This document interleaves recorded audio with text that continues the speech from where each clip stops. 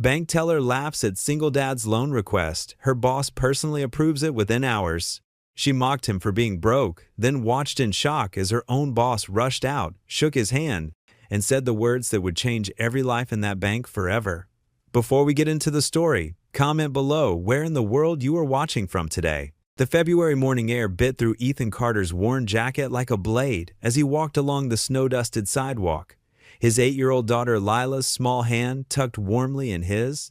Her mittens, one blue, one green, from the school's lost and found box, felt soft against his work-roughened palm. The sky hung low and gray over their small Ohio town, heavy with the promise of more snow, but Lila's cheerful humming of a half-remembered Sunday school song brightened the dreary day like sunshine breaking through storm clouds. "Watch out for that icy patch, sweetheart," Ethan warned gently, his breath creating small white puffs in the frigid air as he guided Lila around a slippery section of concrete where yesterday's slush had frozen overnight. Her tattered purple backpack, a donation from the church rummage sale that she'd proudly decorated with flower stickers, bounced against her winter coat as she skipped beside him, her dark braids swaying with each carefree step. "Daddy, look!" Lila pointed at a bright red cardinal perched on a nearby fence post, its vibrant feathers stark against the pristine white snow covering the wooden slats. "It's so red against the snow, like Mom's favorite flowers." Ethan's heart squeezed tight at the mention of Sarah, the familiar ache rising in his chest like floodwater. Even after 3 years, his late wife's absence felt like a fresh wound some days, especially on mornings like this, when the winter light reminded him of how she loved to watch cardinals at their kitchen window. "That's right, honey, red carnations. She loved those more than any other flower in the world." Lila nodded solemnly, her breath creating little clouds in the cold air that danced and disappeared like tiny spirits. "Do you think we'll be able to plant some this spring, in our yard? Maybe by the kitchen window where she used to like to sit?" "I hope so, sweetheart." Ethan adjusted his grip on the manila folder he carried, the one containing all his careful plans and dreams typed on library computer paper. The edges were already wearing soft from his nervous handling. "Things are going to get better soon, I promise. This could be the start of something really good for us." "I know they will," Lila said, with the complete conviction that only children possess, her voice carrying a certainty that made his chest tight with emotion. "You always fix everything, Daddy. You're magic with broken things." Her unwavering faith in him made his throat constrict until he could barely swallow. If only fixing their life was as simple as replacing a broken pipe or patching a leaky roof, things he could solve with his hands and the right tools. The odd jobs that had sustained them since the factory closure barely covered their basic needs, leaving little room for anything beyond survival. They passed Mrs. Henderson's small frame house, where Ethan had repaired the front steps last week after she'd taken a scary tumble on the ice. The elderly woman appeared at her lace-curtained window and waved enthusiastically, her wrinkled face creased in a warm smile. Lila waved back with both hands, nearly losing her balance in her enthusiasm. "Mrs. Henderson told me yesterday that her friend, Mrs. Peterson, needs help with her garage door," Lila reported, importantly, puffing up with pride at being trusted with grown-up information. "It gets stuck every time she tries to open it. I told her you're the best at fixing things in the whole world." "That's very kind of you to say, Princess." Ethan smiled despite the worry gnawing at his stomach like a persistent hunger. Word of mouth. Jobs weren't enough anymore, not with Lila growing so fast and winter heating bills eating through their small savings. They needed something more stable, something that could give them a real future instead of just day-to-day survival. The elementary school came into view around the corner, its solid brick walls reassuring and permanent against the winter landscape. Other parents and children converged on the entrance from different directions, their conversations creating a soft morning buzz that spoke of normal lives and predictable routines, things Ethan desperately wanted to give his daughter. Lila's teacher, Miss Roberts, stood at the main door greeting students as she did every morning, rain or shine. Her kind brown eyes met Ethan's across the schoolyard, and she gave him an understanding nod that somehow conveyed both sympathy and encouragement. She knew their situation all too well, had seen Lila wearing the same clothes a little too often, had quietly slipped extra snacks and supplies into Lila's desk when she thought no one was looking. Teachers like her were angels walking the earth. "Have a great day at school, Princess." Ethan knelt down to Lila's level on the cold concrete, his knees protesting the movement after yesterday's roofing job. He straightened her mismatched mittens with gentle fingers, making sure her coat was zipped all the way up against the bitter wind. "You too, Daddy." Lila threw her thin arms around his neck with fierce love, her small body warm and solid against him. "Good luck at the bank today. Remember what you always tell me when something feels scary?" "What's that, sweetheart?" "Nothing's impossible with enough heart," she recited like a sacred prayer, grinning up at him with gap-toothed confidence that could have powered the whole town. Ethan swallowed hard against the emotion, threatening to overwhelm him, and hugged her close, breathing in the sweet smell of her strawberry shampoo, a small luxury he'd splurged on last week, because it made her eyes light up with joy. "That's right, baby girl. That's exactly right. You remember that today too, okay?" He watched her skip up the concrete steps, her dark braids bouncing with each step like little pendulums, keeping time with her happiness. "Miss?" Roberts placed a gentle, protective hand on Lila's shoulder as she passed through the doorway, and Ethan silently thanked God for people like her who helped cushion his daughter from the harder edges of their reality. Teachers who saw beyond worn clothes to the bright spirit underneath. Walking back across the empty parking lot to his truck, Ethan's work boots crunched through the fresh snow that had fallen overnight, leaving deep prints in the pristine white surface. The old pickup sat alone under a bare oak tree, its red paint faded to a dull rust in places where time and weather had worn it thin. He climbed into the cab, his breath immediately fogging in the cold interior, and set the precious folder carefully on the cracked vinyl passenger seat. Inside those manila covers were the documents he'd spent weeks preparing with meticulous care. His business plan for Carter's home repairs, carefully typed during late-night sessions at the library computer when Lila was asleep. Market research showing the growing need for reliable handyman services in their aging community, where half the houses were older than he was. A detailed budget listing every tool he'd need to expand beyond basic repairs, the circular saw, the commercial-grade drill set, the van that would let him carry more than his pickup bed could hold, 3 years of tax returns that proved he could squeeze blood from a stone when it came to managing money, making every dollar stretch until it screamed. Ethan gripped the steering wheel with both hands, its cracked leather familiar under his calloused palms. The engine coughed and wheezed to life on the second try, settling into the rough idle that meant it needed work he couldn't afford. He sat there letting it warm up, watching his breath fog the windshield while the heater tried valiantly to push tepid air through vents that had seen better decades. "Nothing's impossible with enough heart," he whispered into the cold silence, echoing Lila's words like a prayer. The phrase had started as something he'd say to encourage her when she struggled with homework or felt sad about not having what other kids had. But somehow his wise daughter had turned it back on him, making him believe it might actually be true. He thought of Sarah, how she'd always believed in his potential even when he doubted himself completely, how she'd encouraged him to finish his technical certification even when money was tight and time was short. "Watch over us today," he murmured, touching the simple gold wedding ring he still wore after 3 long years. "Help me do this right. Help me be the man she thought I could be. For our girl." The heater finally began pushing genuinely warm air through the vents, and Ethan could feel sensation returning to his fingertips.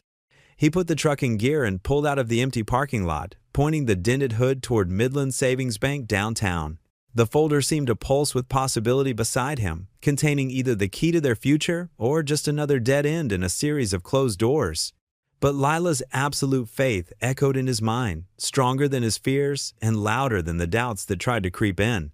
His daughter believed in him with the fierce certainty of someone who had never learned that the world could be cruel to people like them. And maybe, just maybe, that innocent faith would be enough to help him believe in himself long enough to walk through those bank doors and ask for a chance. The glass doors of Midland Savings Bank swooshed open, bringing a blast of warm air that fogged Ethan's glasses. He blinked, adjusting to the bright fluorescent lights that made everything look stark and clinical. The lobby hummed, with quiet activity, the shuffling of papers, the soft beeping of computers, the murmur of voices discussing mortgages and interest rates. Ethan's work boots squeaked against the polished floor as he approached the teller counter, leaving small wet marks from the melting snow. He clutched his folder tighter, trying to draw strength from the careful plans inside. The manila edges were slightly worn from how many times he'd reviewed everything, making sure each detail was perfect. Behind the counter, Samantha Price looked up from her computer screen. Her blonde hair was pulled back in a sleek bun, not a strand out of place. Her navy blazer and crisp white blouse screamed professional confidence. The name tag pinned to her chest gleamed under the lights. "Good morning," she said, her smile not quite reaching her eyes. "How can I help you today?" "Good morning, miss." "Price." Ethan cleared his throat, willing his voice to sound steady. "I'd like to apply for a small business loan, please." He placed the folder on the counter, sliding it toward her with hands that weren't quite steady. Samantha's perfectly shaped eyebrows rose slightly as she took in his appearance. The worn jacket, the calloused hands, the scuffed boots. "Of course," she said, her tone suggesting it was anything but. She opened the folder with manicured fingers, her red nails stark against the white papers inside. "I've prepared a complete business plan," Ethan explained, pointing to the first page.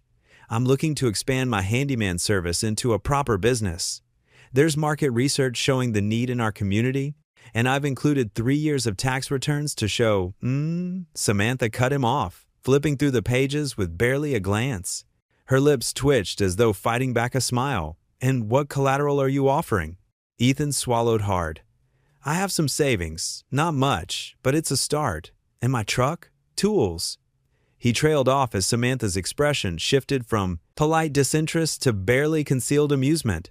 "Your truck?" She glanced through the bank's front windows at his rusted pickup. A small laugh escaped her lips before she could stop it. The sound drew the attention of other customers. An elderly couple waiting in line exchanged glances. A businessman in an expensive suit looked over, then quickly away, as if embarrassed for Ethan. Heat crept up Ethan's neck, spreading across his face. He thought of Lila's mismatched mittens, of the careful budget he'd worked out that would let them buy her new clothes for school next year. He thought of the hours spent at the library, researching successful small businesses, learning terms like projected revenue and operating costs. Samantha shuffled the papers back together, not bothering to align them neatly. Her smile had transformed into something closer to a smirk. "Honey," she said, her voice dripping with condescension, "this isn't a charity. We're a bank. We need real collateral, real business experience." She pushed the folder back across the counter. "You'd need more than a prayer to get this approved." A few customers behind Ethan shifted uncomfortably. Someone coughed. The fluorescent light suddenly seemed too bright, too exposing. His fingers trembled as he reached for the folder. All those hours of planning, of hoping, of believing things could be different, reduced to a joke by someone who'd probably never had to check her account balance before buying groceries. "I understand," he managed to say, though his throat felt tight. "Thank you for your time." He gathered the papers, trying to tuck them neatly back into the folder, but fumbling in his haste to escape. A page slipped free, floating to the floor. As he bent to retrieve it, he heard Samantha's quiet snicker. "Excuse me, Miss Price?" The new voice cut through the humiliation like a cool breeze. Calm, authoritative, but gentle somehow. Ethan straightened up, paper in hand, and turned toward its source. A woman in her early 60s stood near the manager's office. Her silver hair was styled simply but elegantly, and her eyes held a warmth that seemed out of place in the sterile bank environment. Her nameplate read, "Margaret Hayes, branch manager." "Could you bring those documents to my office, please?" Margaret's tone was pleasant but left no room for argument. Samantha's superior smile faltered. "Mrs. Hayes, I was just explaining to this gentleman that his application doesn't meet our basic requirements for the documents." "Miss Price." Margaret's voice remained kind, but something in it made Samantha's mouth snap shut. "Bring them to my office. Now, please." Ethan stood frozen, unsure whether to stay or flee. The folder in his hands seemed to weigh 1,000 pounds. Around him, the bank's usual activity had gone oddly quiet, as though everyone was holding their breath. "Mr. Carter?" Margaret gestured toward her office door. "Would you join me, please?" Margaret Hayes' office felt different from the stark bank lobby. Sunbeams danced through delicate lace curtains, warming the worn leather chairs and casting gentle shadows across the carpet. Family photos and simple wooden frames lined her desk, their faces smiling warmly at visitors. "Please, Mr. Carter, have a seat." Margaret gestured to the chair across from her desk. Her voice carried the kind of warmth that reminded Ethan of his grandmother's kitchen on Sunday afternoons. Ethan lowered himself into the chair, still clutching his folder of documents. His work-roughened hands smoothed down the creased papers nervously. "Would you like some coffee?" Margaret asked, indicating a small coffee maker in the corner. "I always keep a fresh pot going. My little luxury during long days." "No, thank you, ma'am," Ethan replied softly. "I appreciate the offer, though." Margaret settled into her chair, her reading glasses hanging from a chain around her neck. She didn't reach for the loan application right away. Instead, she folded her hands on her desk and looked at Ethan with genuine interest. "Tell me about yourself, Mr. Carter. How long have you lived in town?" "All my life," Ethan answered, his shoulders relaxing slightly at the simple question. "Born at County General, just like my daughter Lila." Margaret nodded, glancing at one of her photos. "Children have a way of anchoring us to a place, don't they? How old is your little girl?" 8. A small smile touched Ethan's lips. "She's in 3rd grade at Roosevelt Elementary, smart as a whip, just like her mother was." "Was?" Margaret's voice softened with understanding. Ethan's hands tightened slightly on the folder. "Sarah, my wife. She passed away 3 years ago. Cancer." He swallowed hard. "She was a kindergarten teacher at Roosevelt, actually. The kids still leave flowers by her classroom door sometimes." Margaret reached for a tissue box, quietly sliding it closer to Ethan. He didn't take one, but the gesture meant something.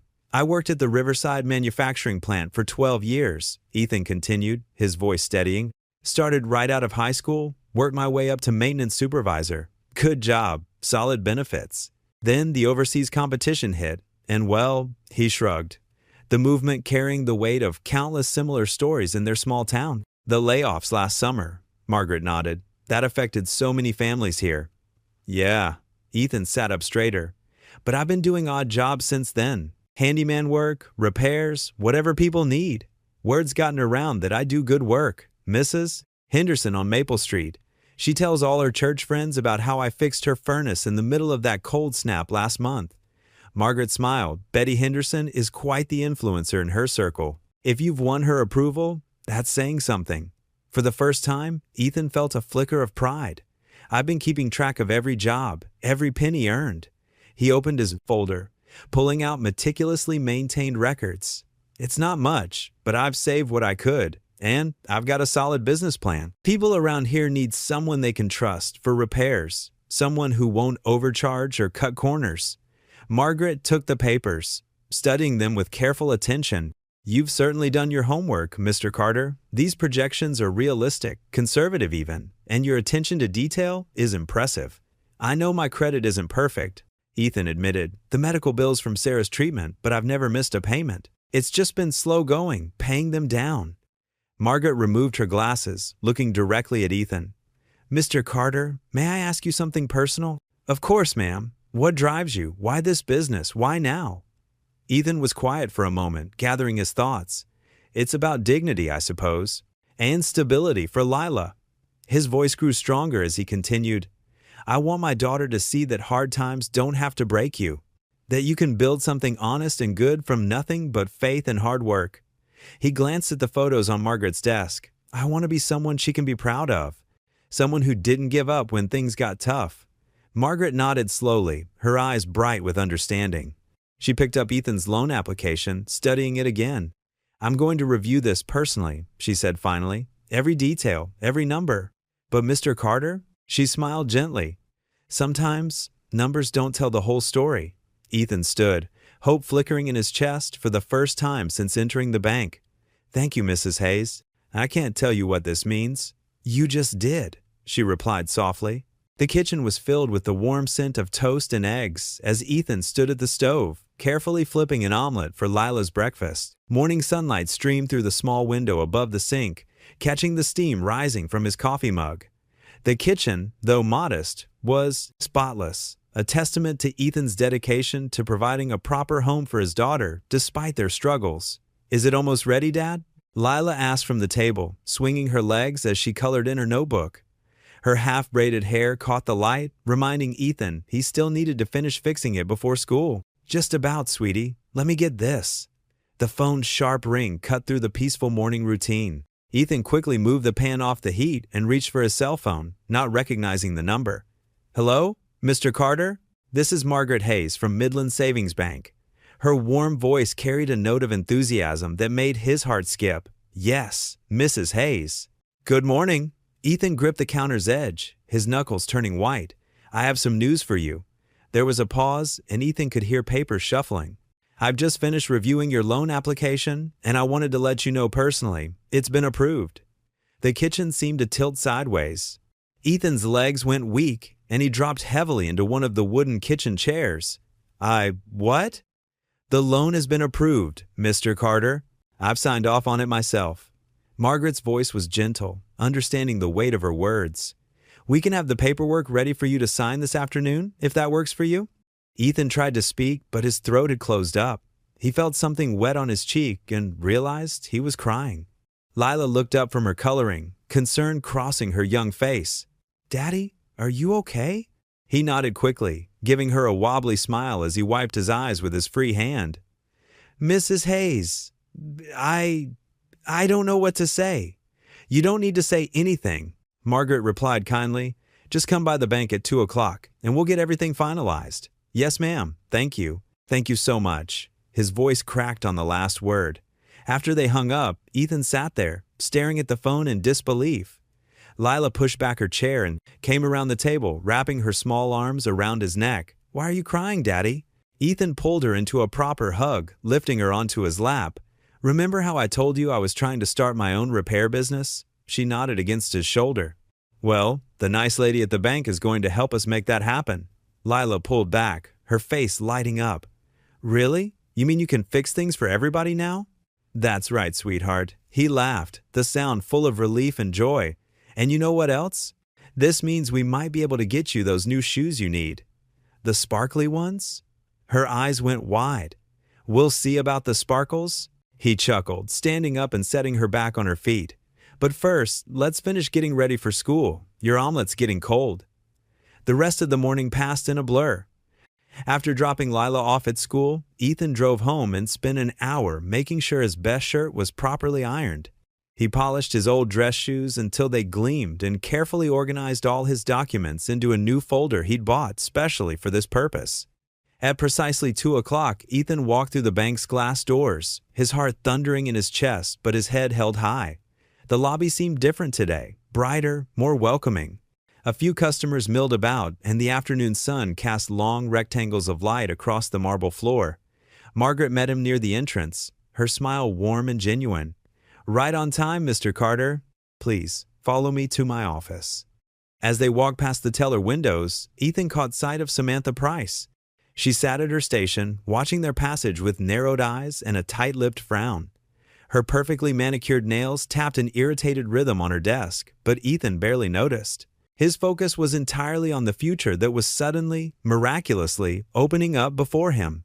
Margaret's office felt different too. Yesterday, it had seemed like a place of judgment, where dreams would live or die. Today, it felt like a sanctuary of hope. She settled behind her desk and began laying out papers with practiced efficiency. "Now, Mr. Carter, I'll need you to sign here, here, and here," she said, pointing to various marked spots on the documents. "This indicates your acceptance of the loan terms we discussed, and this one acknowledges receipt of the funds, which will be deposited directly into your new business account." Ethan's hand was steady as he signed each paper, though his heart still raced.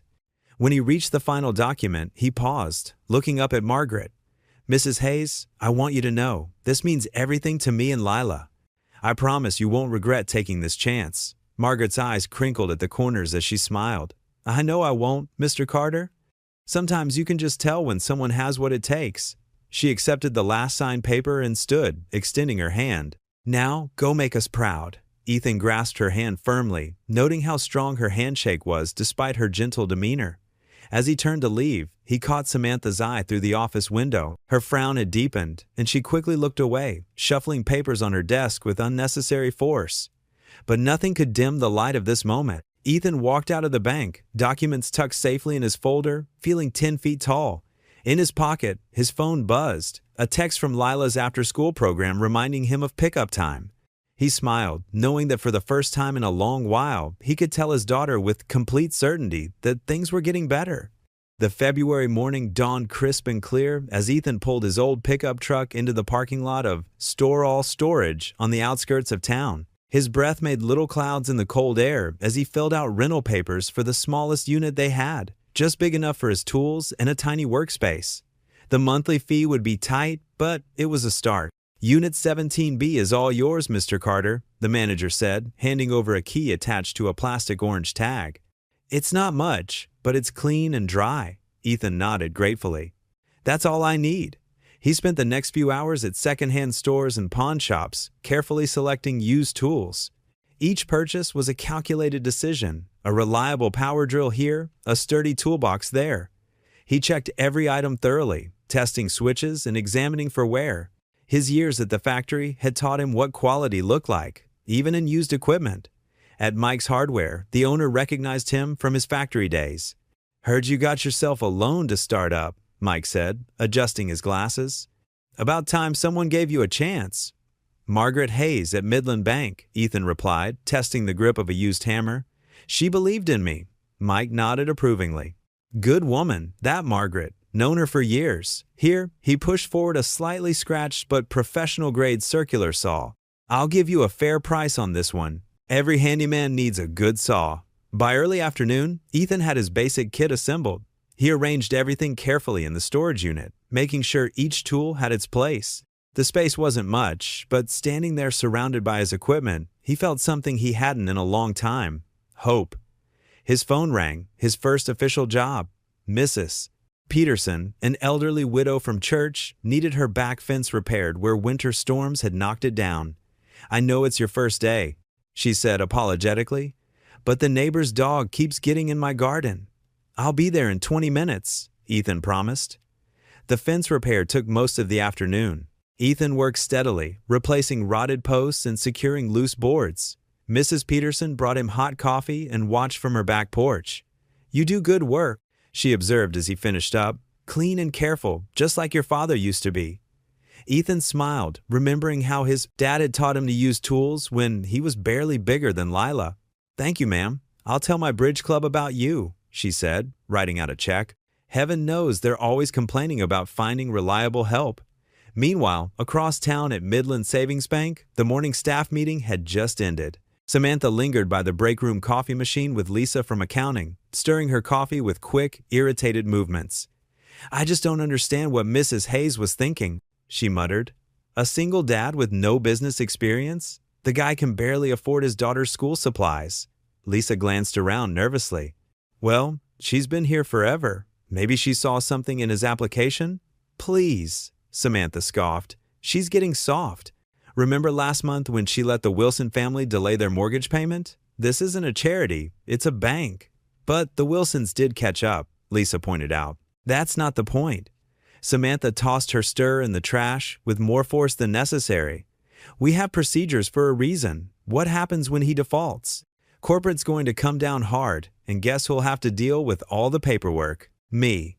Their voices carried through the open break room door, where Margaret stood quietly in the hallway, unseen. She heard the doubt in their words, the judgment in their tones. It wasn't the first time she'd overheard such conversations since approving Ethan's loan. Walking back to her office, Margaret passed the wall of bank founders' portraits, stern-faced men in old-fashioned suits who'd probably never approved a loan based on character alone. But times were different then. Communities were closer. People knew each other's worth beyond just numbers on paper. She settled into her chair and turned to look out her window at the town square below. The afternoon sun caught the steeple of First Methodist, where she and her late husband had attended for 40 years. He would have understood her decision about Ethan's loan. Sometimes, he used to say, you have to trust in people's potential. Margaret folded her hands quietly and closed her eyes. "Lord," she whispered, "watch over that young man and his daughter. Help him prove them wrong." At that moment, Ethan was finishing up his second job of the day, fixing a leaking faucet for one of Mrs. Peterson's bridge club friends. The woman had already called her sister to recommend him. As the sun began to set, he picked up Lila from the after-school program. She climbed into the truck, her face brightening at the sight of his toolbox in the back. "Did you fix lots of things today, Daddy?" "I sure did, sweetheart." He helped her buckle her seatbelt. "And tomorrow, I'm going to fix even more." Word was already spreading through the quiet neighborhoods and church circles, the kind of gentle gossip that moved like wind through wheat in small towns. There was a new handyman in town, they said. A good man, reliable, honest, fair with his prices, a single dad, trying to make good. But in the bank's break room, a different kind of talk continued to spread. Whispers about Margaret's judgment, questions about protocol. Samantha's voice just a little too loud. The boss is losing her touch. We'll all pay for it when this falls apart. And in her office, Margaret kept her quiet vigil at the window, her faith steady as the sunset, painting the sky beyond the town square. The morning sun cast long shadows across Mrs. Anderson's worn wooden porch as Ethan Carter knelt to examine the rotting boards. The elderly widow stood nearby, wringing her hands in worry. Her small frame seemed even more diminutive as she watched him work. "I'm so sorry to waste your time, Mr. Carter," she said softly. "I didn't realize how expensive new boards would be. I should have checked my savings first." Ethan stood up, brushing sawdust from his jeans. He looked at the woman who reminded him so much of his own grandmother. The same kind eyes, the same worried expression when money came up. The porch definitely needed work. 3 boards were completely rotted through, and the steps creaked dangerously. "Mrs. Anderson, did you know my daughter Lila loves your cookie recipe?" he asked, changing the subject. "The one you shared at church last month?" The old woman's face brightened. "Oh, the snickerdoodles? They were my Harold's favorite too, God rest his soul." Ethan nodded, making up his mind. "Tell you what, why don't you teach Lila how to make those cookies properly? That'll be payment enough for fixing this porch." "Oh, I couldn't possibly," Mrs. Anderson protested. "I insist," Ethan said firmly, already pulling tools from his truck. "Besides, I bought extra lumber last week. These boards need to be put to good use." 2 hours later, the news was already spreading through Mary's diner downtown. Mrs. Anderson's neighbor had seen Ethan working and called her sister, who worked as a waitress there. By lunchtime, the story of the handyman who fixed a widow's porch for cookies was making its way through the small town's grapevine. At Midland Savings Bank, Margaret Hayes heard snippets of the story from customers waiting in line. Each version added new details, but the heart remained the same. Ethan Carter, the man she'd taken a chance on, was proving to be exactly the kind of person she'd believed him to be. "Did you hear about that handyman?" one elderly customer asked while Margaret helped him with his deposit. "Fixed Mary Anderson's whole porch for nothing but some baking lessons for his little girl. Now that's the kind of business we need more of in this town." Margaret's eyes crinkled with pride. "Yes, mister. Carter is certainly making a name for himself." A few feet away, Samantha Price's fingers tightened around her pen as she processed another transaction. All morning long, she'd had to listen to customers praising Ethan Carter. Every story made her stomach twist with irritation. Didn't they understand that business wasn't about charity? That man was going to fail, and when he did, it would reflect badly on the whole bank. During her lunch break, instead of joining her coworkers in the break room, Samantha sat at her desk. She pulled up Ethan's loan application on her computer, scanning through his financial history with narrow eyes. There had to be something she'd missed, something that would prove she'd been right about him all along. "Past due notices on medical bills?" she muttered, making notes. "Late mortgage payment last year." She dug deeper, looking for patterns, convinced that beneath his good guy facade lay the proof that Margaret had made a mistake. The afternoon dragged on, each tick of the clock accompanied by another customer's glowing praise of Ethan Carter. By closing time, Samantha's frustration had reached a breaking point. As other employees gathered their things to leave, she remained at her desk, waiting. Once the lobby was empty, she walked to the filing cabinet where hard copies of recent loans were kept. Her heels clicked against the polished floor as she located Ethan's file and carried it to her desk. She didn't notice Margaret standing in her office doorway, watching silently as Samantha spread the papers across her workspace. "This has to be here somewhere," Samantha mumbled, flipping through pages of financial statements and credit reports. "Nobody's this perfect. Nobody just decides to fix things for free when they have loans to repay." She was so absorbed in her search that she didn't hear the soft sigh from Margaret's direction, didn't see the way her boss's shoulders dropped with disappointment. All Samantha could focus on were the numbers in front of her, determined to prove that her initial judgment of Ethan Carter had been right, even if she had to stay all night to do it. The overhead lights cast harsh shadows across her desk as she hunched over the scattered papers, unaware that her actions were painting a clearer picture of her own character than any flaw she might find in Ethan's file. Margaret stood in her doorway a moment longer, watching her young employee's determined investigation. The scene before her spoke volumes. Samantha Price, surrounded by paper proof of someone else's hardships, searching for failure instead of hoping for success. With one last look at the scene, Margaret quietly gathered her belongings, leaving Samantha alone with her bitter task. The morning sun streamed through Margaret's office window as she watched Samantha organize files at her desk.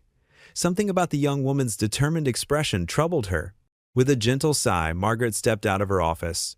"Samantha, could I see you for a moment?" Samantha's shoulders tensed, but she followed Margaret into the office with practiced composure. The door clicked shut behind them. "I noticed you were looking through Ethan Carter's loan file last night," Margaret said, keeping her voice gentle. She gestured for Samantha to take a seat. "Yes, I was." Samantha straightened in her chair. "I was just checking on the bank's risk exposure. It's part of my job to monitor potentially risky accounts." Margaret folded her hands on her desk. "Is it? I wasn't aware that was part of your current responsibilities." "Well, someone needs to look out for the bank's interests." Samantha's tone grew defensive. "With all due respect, Mrs. Hayes, approving loans based on feelings isn't exactly sound business practice. Neither is spreading gossip about clients or questioning your supervisor's judgment." Margaret's words were firm, kind. "This bank has thrived for 40 years by believing in this community. Sometimes that means looking beyond just numbers on a page." "That's exactly the kind of thinking that gets banks in trouble," Samantha muttered. "We're not a charity." "No, we're not." Margaret leaned forward. "But we are neighbors helping neighbors. That's what small-town banking was built on. When I started here, my mentor taught me that character is the best collateral anyone can offer." Samantha's lip curled slightly. "That's very poetic, but it won't satisfy the auditors." "Samantha," Margaret's voice softened, "why does Ethan's success bother you so much?" The question caught Samantha off guard. She blinked rapidly, her perfectly maintained facade cracking for just a moment. It doesn't. I just think rules exist for a reason." "They do, but so does mercy." Margaret smiled sadly. "Be careful with gossip, Samantha. It has a way of hurting everyone it touches." Samantha stood up, smoothing her skirt. "If you'll excuse me, I have customers waiting." She left without another word, but Margaret noticed her hands were shaking slightly. Across town, the afternoon sun warmed the playground where Ethan pushed Lila on the swings. Her delighted giggles filled the air. "Higher, Daddy! I want to touch the clouds." "Not too high, Princess," Ethan laughed. "I don't want you flying away just when things are getting better." "Are they really getting better?" Lila asked, her feet kicking at the sky. Ethan's heart swelled with hope. "They really are, sweetheart. I've got 3 more jobs lined up this week. Mrs. Johnson even recommended me to her whole church group. Does that mean we can get ice cream?" "You know what? I think we can." Ethan caught the swing gently. "Come on, let's head home. It's almost sunset." They sat together on their small front porch later, sharing a melting ice cream cone and watching the sky turn brilliant shades of orange and pink. Lila had chocolate around her mouth, and Ethan couldn't remember the last time he'd felt so peaceful. His phone buzzed in his pocket. The number wasn't familiar. "Hello? Mr. Carter? This is David Mason from the Valley Tribune." The voice was friendly and professional. "I heard about your new business venture through Mrs. Johnson at First Baptist. We're doing a series on local comeback stories, and yours caught my attention." Ethan shifted in his chair. "Oh, I don't know if I'm really newspaper material."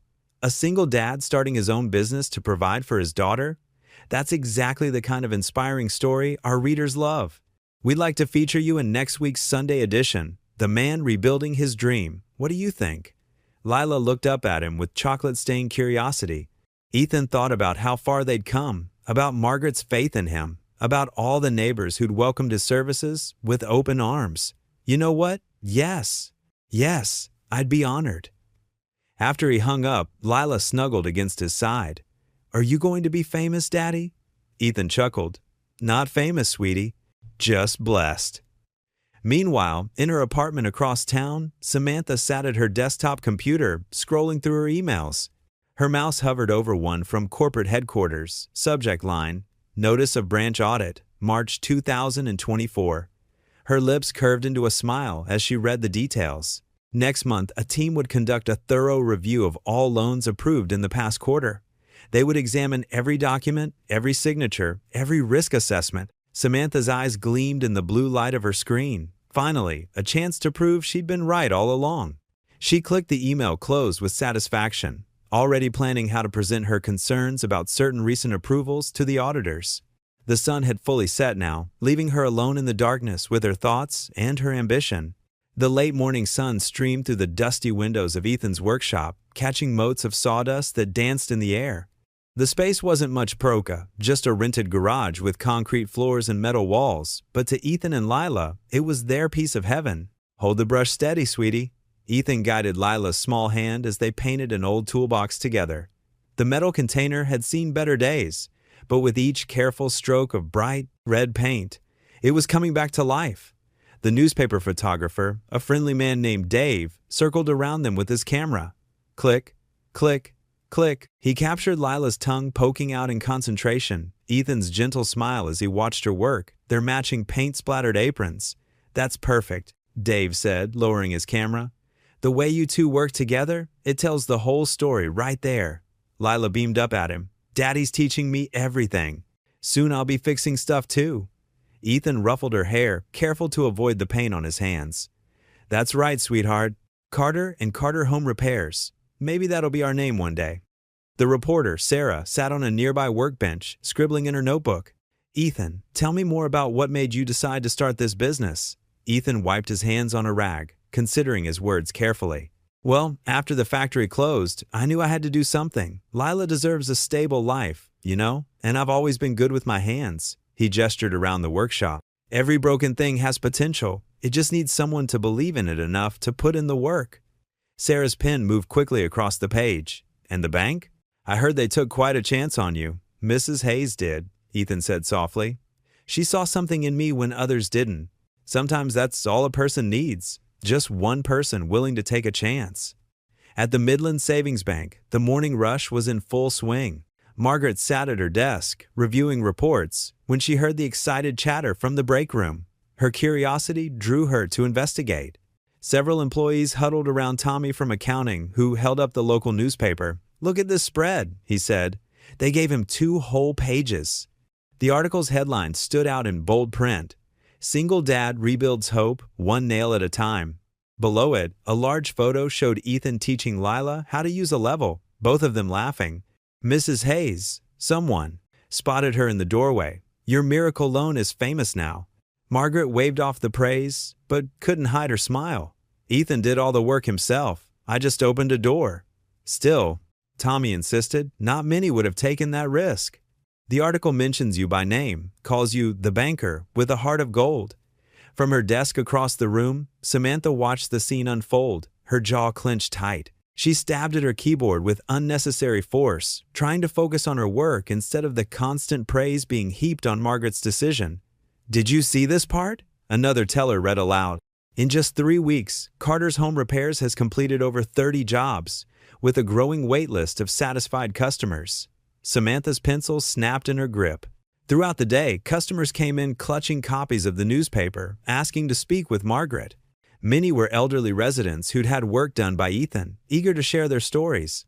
"He fixed my screen door for half what others quoted." One woman gushed. "Such a polite young man," another added. "And that little girl of his, sweet as pie." By closing time, Margaret's desk housed 3 bouquets sent by community members, thanking her for helping Ethan get his start. She touched the petals gently, remembering her late husband's favorite saying, "Faith without works is dead." The evening found Margaret sliding into a wooden pew at First Presbyterian, the familiar smell of old hymnals and furniture polish wrapping around her like a comfort blanket. Wednesday service was smaller than Sundays, more intimate. Pastor Jim Reynolds stood at the pulpit, his white hair catching the soft chandelier light. "Tonight," he began, "I want to talk about faith in action." His kind eyes seemed to find Margaret's. "It's easy to say we believe in something. It's harder to put those beliefs on the line. But that's exactly what God calls us to do." Margaret's hand found her necklace, the cross her husband had, given her 30 years ago. She thought of Ethan's earnest face in her office that first day, of Lila's bright eyes in the newspaper photos, of all the lives being touched by one simple act of faith. Pastor Jim continued, "Sometimes being Christ-like means taking risks the world calls foolish. It means seeing potential where others see problems. It means..." Margaret smiled, her heart full. She was living it all right. And somehow, she knew this was just the beginning. Around her, the congregation nodded along to Pastor Jim's words, but Margaret was lost in grateful prayer. "Thank you, Lord, for using me," she thought. "Thank you for showing me that sometimes the biggest miracles start with the smallest acts of faith." As the sun set outside the church windows, casting warm colors through the stained glass, Margaret felt a deep sense of peace. The path ahead might not be easy. She knew there would be challenges, but tonight, in this moment, she was exactly where she needed to be, doing exactly what she was called to do. The morning sun painted Main Street in soft golden hues as people bustled about their daily routines, coffee cups steaming in the crisp air. Outside Carter's Home Repair's newly rented workshop, a modest space wedged between Mabel's Diner and Peterson's Hardware, a line of 3 customers waited patiently on the narrow sidewalk. The scent of fresh sawdust and machine oil drifted from the open doorway, mixing with the aroma of bacon from the diner next door. Mrs. Peterson, a stout woman in her 70s, clutched a broken toaster against her wool coat while chatting animatedly with Mr. Thompson about his persistently leaky kitchen faucet. Her voice carried the warmth of someone who'd known every face in town for decades. Meanwhile, young Jenny from the corner bookstore shifted her weight nervously, holding a wobbly wooden shelf that threatened to spill its burden of repair brackets and loose screws with every movement. Inside the workshop, Ethan wiped beads of sweat from his weathered brow as he finished delicately repairing an antique radio that had been silent for 20 years. His calloused hands, scarred from factory work and roughened by honest labor, moved with the careful precision of someone who understood that some things, once broken, could never be replaced. The radio's innards lay exposed like a patient on an operating table, each wire and tube receiving his focused attention. With a final adjustment to a corroded connection, the radio suddenly crackled to life. Static gave way to the smooth brass notes of an old jazz standard, the melody filling the small workshop with warmth. Ethan's tired face broke into a genuine smile, the kind that reached his eyes and reminded him why he'd chosen this path. His customer, elderly Mr. Wilson, clapped his gnarled hands with pure delight, his face lighting up like a child's on Christmas morning. "You're a miracle worker, Carter," he said, his voice thick with emotion as he reached for his worn leather wallet. "My late wife used to listen to her programs on this very radio. I thought I'd never hear it sing again. How much do I owe you?" Ethan's chest tightened at the gratitude in the old man's voice. $20 for the new tubes and parts? $10 for labor?" he replied, his tone warm but firm. He'd learned through trial and error to value his work fairly without overcharging neighbors who were often struggling just as much as he was. The brass bell above the door chimed melodically as Mrs. Peterson shuffled inside, her orthopedic shoes squeaking slightly on the concrete floor. "The whole town's talking about you, Ethan," she announced, carefully setting her ancient toaster on his cluttered workbench. "Such honest work, such fair prices. Lord knows we needed someone like you around here, especially after Henderson's repair closed down last spring." Ethan ducked his head instinctively, his cheeks flushing slightly. He was still unused to praise after years of feeling invisible. "Just trying my best, ma'am, doing what I can to help folks out." The warmth in his voice was genuine, but underneath lay the constant worry that gnawed at him, the fear that this fragile success could crumble as quickly as it had been built. Meanwhile, across town at Midland Savings Bank, the atmosphere was considerably less cheerful. The building's sterile fluorescent lighting cast harsh shadows across polished marble floors and gleaming brass fixtures. Samantha Price sat rigidly at her pristine desk, her perfectly manicured nails clicking against her keyboard in a steady, determined rhythm as she typed up her formal report. Each keystroke seemed to punctuate her growing sense of vindication. Her computer screen glowed with the damning subject line, "Concerning irregular loan approval, Carter, Ethan, policy violations documented."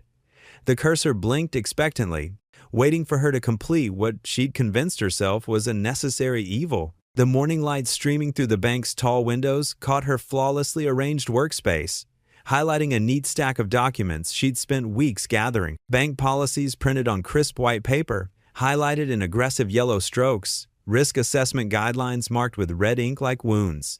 Ethan's original loan application, now annotated with detailed notes in the margins that painted a picture of negligence and poor judgment.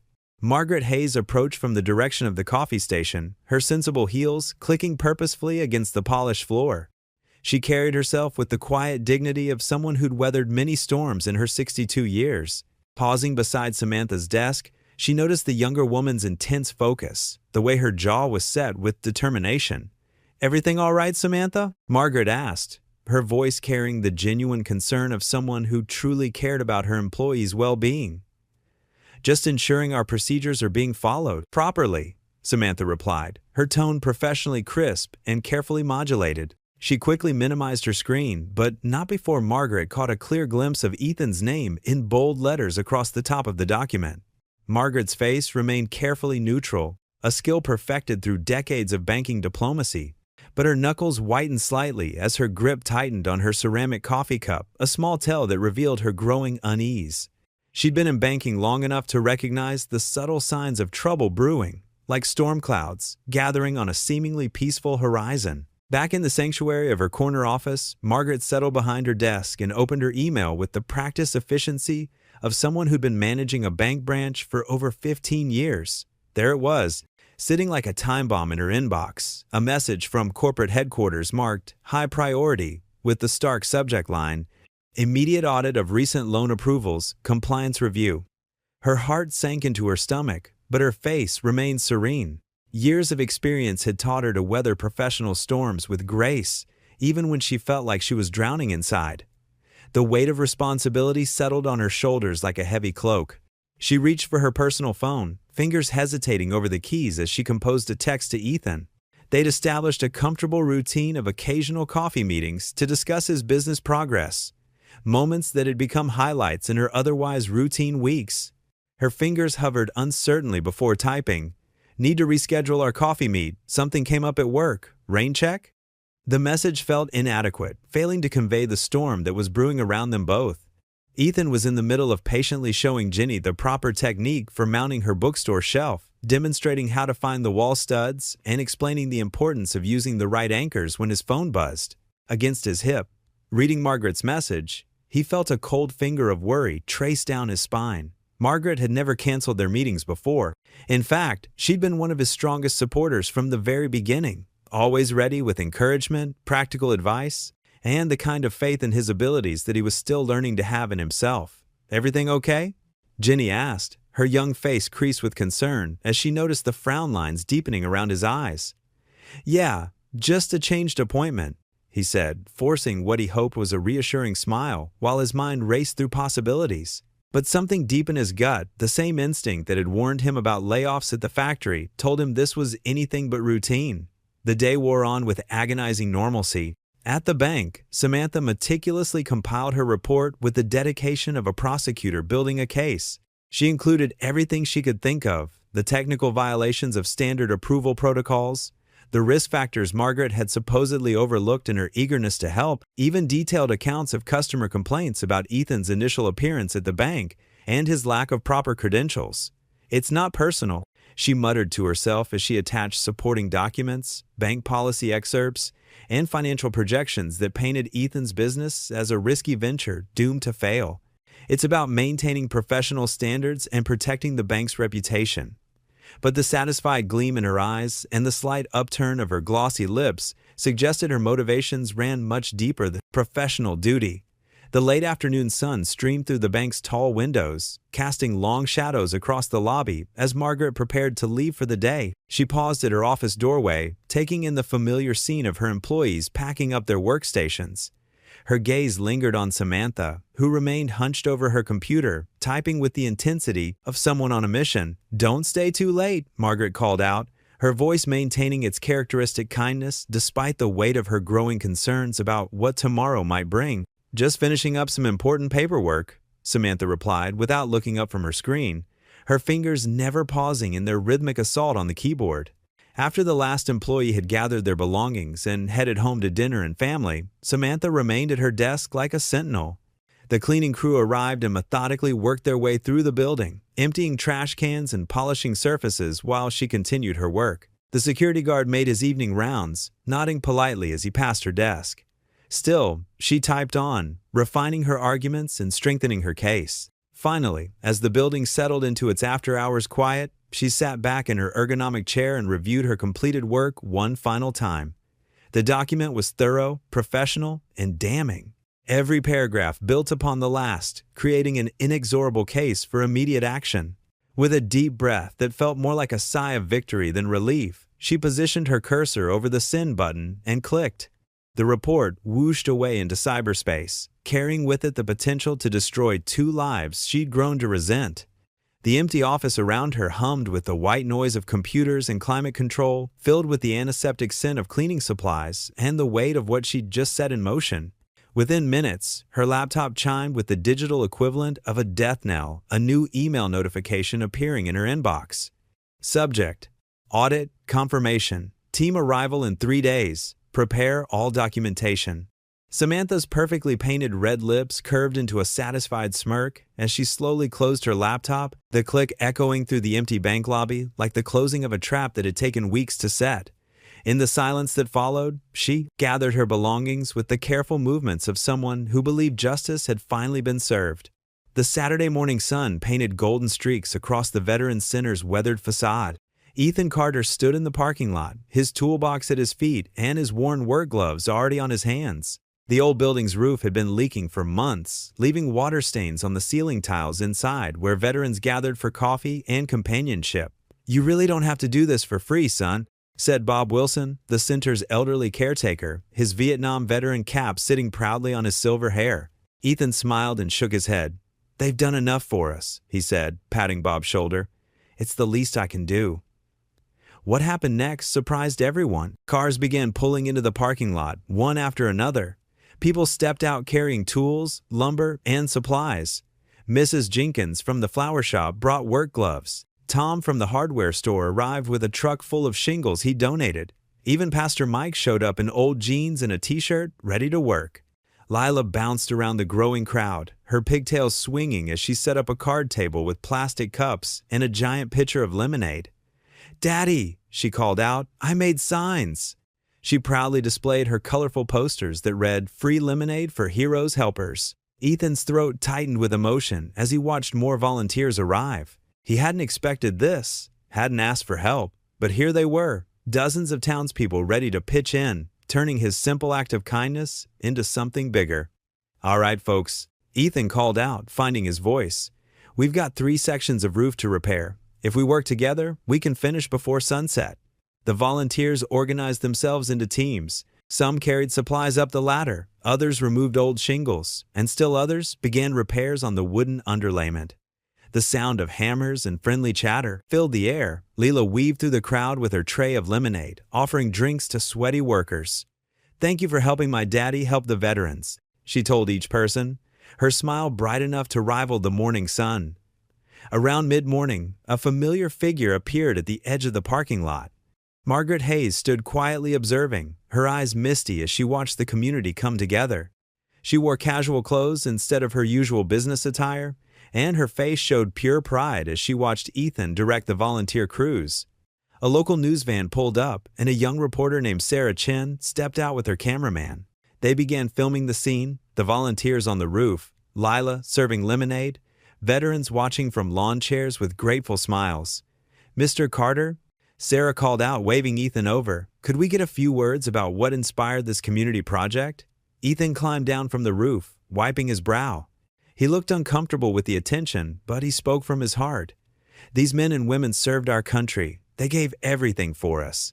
Sometimes the smallest things we can do mean the most, like fixing a leaky roof so they have a dry place to meet their friends." The camera captured Lila running up to hug her father's waist. "My daddy fixes everything," she declared proudly to the reporter. "He says helping others fixes our hearts too." Throughout the day, more people joined the effort. Someone ordered pizzas for lunch. The veterans shared stories with volunteers during breaks. Young kids helped Lila with her lemonade stand. The work continued steadily, with experienced contractors guiding those who'd never held a hammer before. Margaret moved through the crowd quietly, speaking softly with veterans and volunteers alike. When she passed Ethan on one of his trips down the ladder, she simply squeezed his arm and smiled, no words necessary between them. By late afternoon, the roof was finished. The old shingles had been cleared away, new ones laid perfectly in place. Bob Wilson stood with tears in his eyes as he inspected the work. "I don't know how to thank you all," he said, his voice rough with emotion. "No thanks needed," Ethan replied, looking at the crowd of tired but satisfied volunteers. "This is what community means." That evening, Margaret sat in her living room, a cup of tea cooling on the side table. She turned on her TV just in time to catch the local news. There was Ethan on the screen, looking bashful but proud as he explained the project. The camera panned to show Lila's beaming face as she stood beside her father, then swept across the volunteers working together on the roof. In a time when good news can be hard to find, the reporter's voice said over the footage, one man's simple act of kindness sparked an entire community to action. Margaret watched the segment with tears in her eyes, her hands clasped together. As the story ended with a shot of Ethan and Lila smiling at each other, she whispered into the quiet of her home, "Lord, please let this good work stand strong." The TV screen changed to other news, but Margaret sat there, lost in thought, remembering the day's scenes of generosity and community spirit.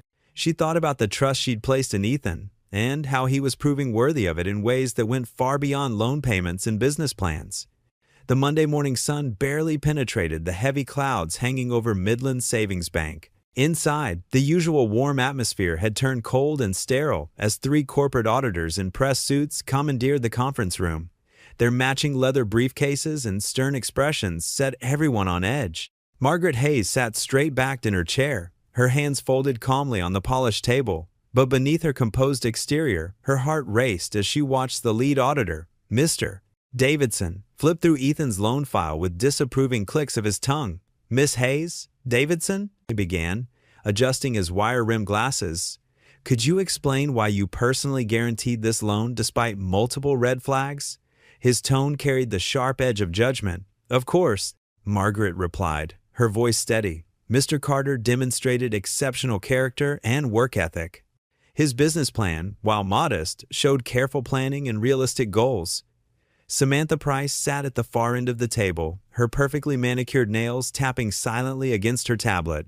"If I may add," she interjected with practiced innocence, "it was unusual to see such special attention given to a single application." Margaret felt the subtle dig but kept her focus on Davidson.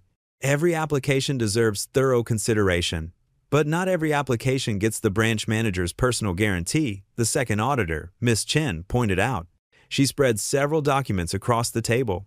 "Your own guidelines specifically warn against emotional decision-making in loan approvals." "Sometimes," Margaret said, squaring her shoulders, "the human element matters more than numbers. Mr. Carter has already proven himself with consistent payments and growing business success." "And the free work he's been doing?" Davidson questioned, eyebrows raised. "How does that demonstrate sound business judgment?" Samantha cleared her throat delicately. "He does seem to spend a lot of time on unpaid projects. Just last week, the Veterans Center." She trailed off, letting the implication hang in the air.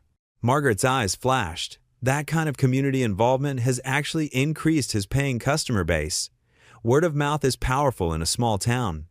"Small towns," Davidson said dryly, "are precisely where personal relationships can cloud professional judgment."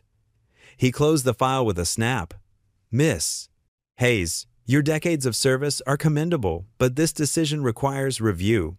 "I stand by my assessment," Margaret declared firmly. "Sometimes doing the right thing means looking beyond spreadsheets to see potential."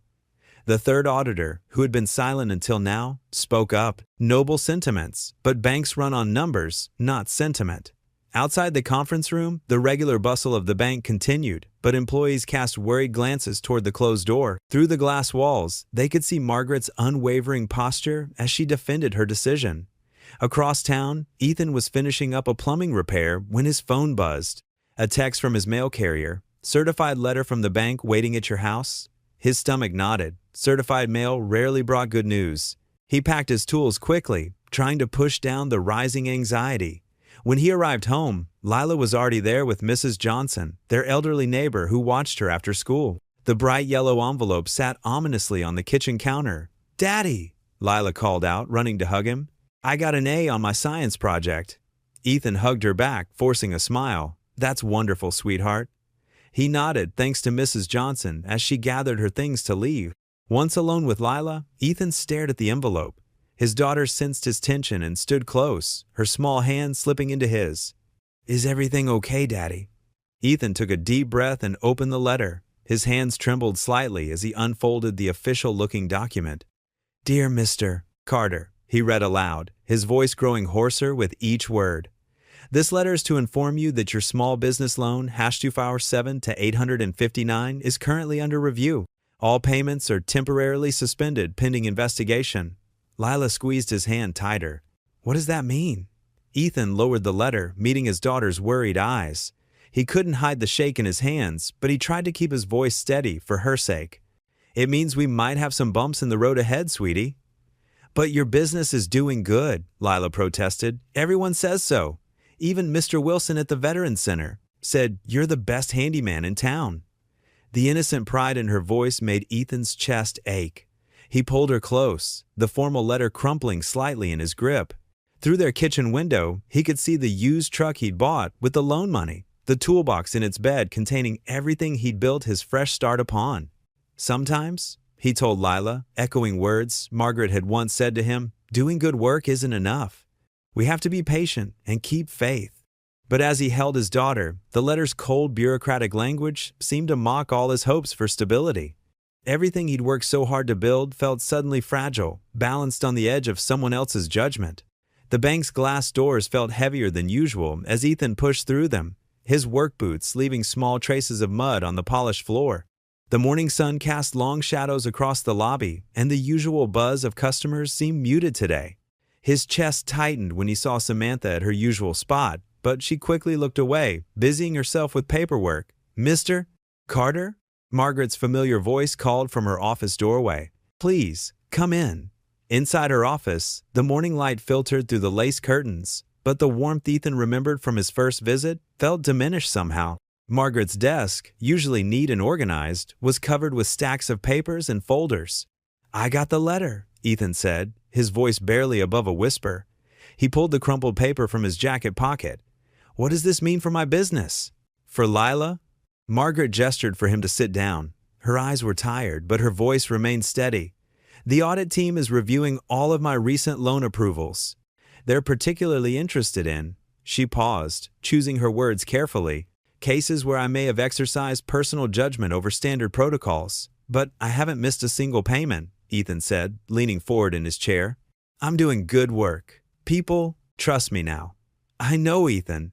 Margaret's hand moved instinctively to the cross pendant she wore. "And that's exactly why I approved your loan. I saw something in you that no spreadsheet could capture. Dedication, integrity, faith." Ethan's eyes burned with unshed tears. "I can't lose this, Margaret. Lila's finally proud of me again. She tells her friends at school that her daddy fixes things for people who need help." Margaret stood up and walked to the window, looking out at the bank's parking lot where Ethan's old truck sat among the newer vehicles. "I'm not giving up, Ethan. I've been at this bank for 27 years. My record speaks for itself, and I'm going to fight for you." "But what if, no what ifs?" Margaret turned back to face him, her expression determined. "Keep working. Keep helping people. Let me handle the audit team." Later that afternoon, as the sun began to set, Samantha sat at her desk, finishing up the day's transactions. The audit team had taken over the conference room down the hall, and their voices carried through the thin walls. "Did you see how she kept talking about faith and instinct?" One of the auditors laughed. "This isn't church, it's banking." "Hayes is probably past her prime," another added. "All that emotional decision-making. Maybe it's time for some fresh blood in management." Samantha's fingers froze over her keyboard. She glanced toward Margaret's office, where the older woman was still working, her desk lamp creating a warm glow in the growing darkness. For the first time, Samantha noticed how Margaret's shoulders seemed to carry an invisible weight. The laughter from the conference room continued. I mean, who approves a loan based on seeing something in someone's eyes? This isn't a Hallmark movie. Heat crept up Samantha's neck, but this time it wasn't from satisfaction. It was shame. She remembered her own mocking words to Ethan that first day, how she'd dismissed him without a second thought. She'd been so sure of herself, so convinced that her cynicism was just good business sense. Across town, Ethan worked by the light of his truck's headlamps, measuring boards for Mrs. Henderson's broken fence. The elderly woman had insisted on paying him, even though he'd offered to do it for free. "You've got a little girl to take care of," she'd said firmly, pressing the money into his hand. His fingers moved methodically, measuring twice before each cut. Lord, he whispered, his breath visible in the cool evening air, I know, you didn't bring me this far to let it all fall apart. He lined up another board. The familiar motion of hammer striking nail oddly comforting. Please help, Margaret. She risked everything to help me. The first drops of rain began to fall as Ethan gathered his tools, each one carefully cleaned and placed in its proper spot in his toolbox. He'd learned early on that taking care of his equipment meant it would take care of him. The sound of the raindrops on metal grew stronger as he closed the truck's tailgate. Above him, the sky rumbled ominously. Ethan paused, looking up at the darkening clouds. A brilliant flash of lightning illuminated the neighborhood, followed immediately by a deafening crack of thunder that seemed to shake the very ground. The morning dawned gray and cold, matching the heaviness in Margaret's heart as she packed her personal items into a cardboard box. Family photos, her favorite coffee mug, and the small cross that had hung behind her desk for 15 years, all carefully wrapped in tissue paper. The bank felt different today, colder somehow, as employees avoided eye contact while she cleaned out her office. Through the glass walls, she could see Samantha already settling into the manager's chair, arranging papers with quick, efficient movements. The younger woman's face was a mask of professional detachment, but there was a hint of discomfort in her posture. Mrs. Hayes? A security guard stood awkwardly in the doorway. I'm sorry, but I need to escort you out. Margaret nodded, her dignity intact despite the circumstances. Of course, Thomas. Just give me one more moment. She placed the potted plant Ethan had given her carefully on top of the box. As she walked through the lobby, several longtime customers stopped and stared. Mrs. Patterson, who'd been banking here for 30 years, reached out to squeeze her hand. This isn't right, Margaret. We all know it. Everything happens for a reason, Margaret replied softly, though her voice wavered slightly. Across town, Ethan stood in his empty storage unit, staring at the bare shelves where his tools had been. The repossession team had been thorough, taking everything from his power drills to the toolbox he and Lila had painted together. The only things left were a few personal items they couldn't legally take, photos of his late wife, Lila's drawings taped to the wall, and the newspaper article that had once seemed like such a blessing. His phone buzzed with another canceled job. That made 5 today. Word spread fast in small towns, and not always kindly. The same people who'd praised his work now wondered aloud if there had been something suspicious about his loan after all. Walking home, Ethan passed the Veterans Center where he'd fixed the roof just days ago. Old Mr. Jenkins, the center's director, was outside sweeping the steps. When he saw Ethan, he quickly turned away, pretending to be absorbed in his task. The rejection stung, but nothing prepared him for what waited at home. Lila sat at their small kitchen table, her math homework untouched in front of her. Her usually bright eyes were clouded with worry, and she'd been biting her lower lip, something she only did when deeply troubled. Tommy's dad at school said, "We're in trouble," she said without preamble. He said the bank is taking everything because... She hesitated, her young face scrunched in confusion. Because we cheated? Daddy, did we do something wrong? The question hit Ethan like a physical blow. He crossed the kitchen in 2 steps and knelt beside her chair, pulling her into a tight hug. She smelled of strawberry shampoo and grape juice. Such innocent smells for such a heavy conversation. No, sweetheart, he said firmly, holding her close. We didn't do anything wrong. Sometimes grown-ups get things mixed up, and they need time to figure out the truth. It's just a misunderstanding. Lila pulled back slightly, studying his face with those eerily perceptive eyes she'd inherited from her mother. But why did they take your tools? How will you help people fix things? Ethan swallowed hard. It's temporary, honey. Like when the library holds onto a book until you bring back the one you borrowed. They're just holding on to things until they sort everything out. But we didn't borrow the tools, Lila protested. You bought them with the money the nice lady at the bank gave you, Mrs. Hayes, Ethan corrected gently. And yes, that's true. But sometimes things get complicated in ways that are hard to explain. Lila's lower lip trembled. Is Mrs. Hayes in trouble because of us? No, sweetie. Mrs. Hayes is in trouble because she chose to be kind. And some people don't understand that kindness is more important than rules sometimes. He helped her with her homework, made her favorite mac and cheese for dinner, and tried to keep things as normal as possible. They watched her favorite cartoon, and he read her usual bedtime story, doing all the silly voices that usually made her giggle. Tonight, though, her laughter seemed forced. After she finally drifted off to sleep, Ethan remained beside her bed, watching the gentle rise and fall of her chest. In the soft glow of her nightlight, she looked so small, so vulnerable. The weight of everything, the lost equipment, the canceled jobs, the whispers and turned backs, seemed to crash down on him at once. Kneeling beside her bed, he clasped his hands, together, bowing his head. The prayer came wordlessly at first, more a desperate plea than formed thoughts. "Please, God," he finally whispered, his voice barely audible in the quiet room, "don't let this break her heart." A tear rolled down his cheek as he watched his daughter sleep, her small hand clutching her worn stuffed rabbit. She'd already lost so much in her young life, her mother, their old house, the security of knowing where their next meal would come from. And now this dream, too, seemed to be slipping away. Lila stirred slightly in her sleep, mumbling something about tools with wings, and Ethan gently tucked her blanket more securely around her shoulders. No matter what happened, he would protect her from the harsh realities as much as he could. She deserved to keep believing in goodness, in the power of kindness, in the possibility of dreams coming true. Samantha tossed and turned in her bed, the digital clock on her nightstand mockingly displaying 3:17 a.m. in harsh red numbers. Her silk pajamas felt suffocating, and she kicked off her covers for the 10th time that night. Every time she closed her eyes, she saw Margaret's face, not angry or accusatory, but filled with that same gentle understanding that had always irritated her before. The moonlight filtered through her apartment's blinds, casting striped shadows across her bedroom wall. She sat up, running her fingers through her disheveled hair. The promotion to acting manager should have felt like a victory. Instead, it sat in her stomach like a stone.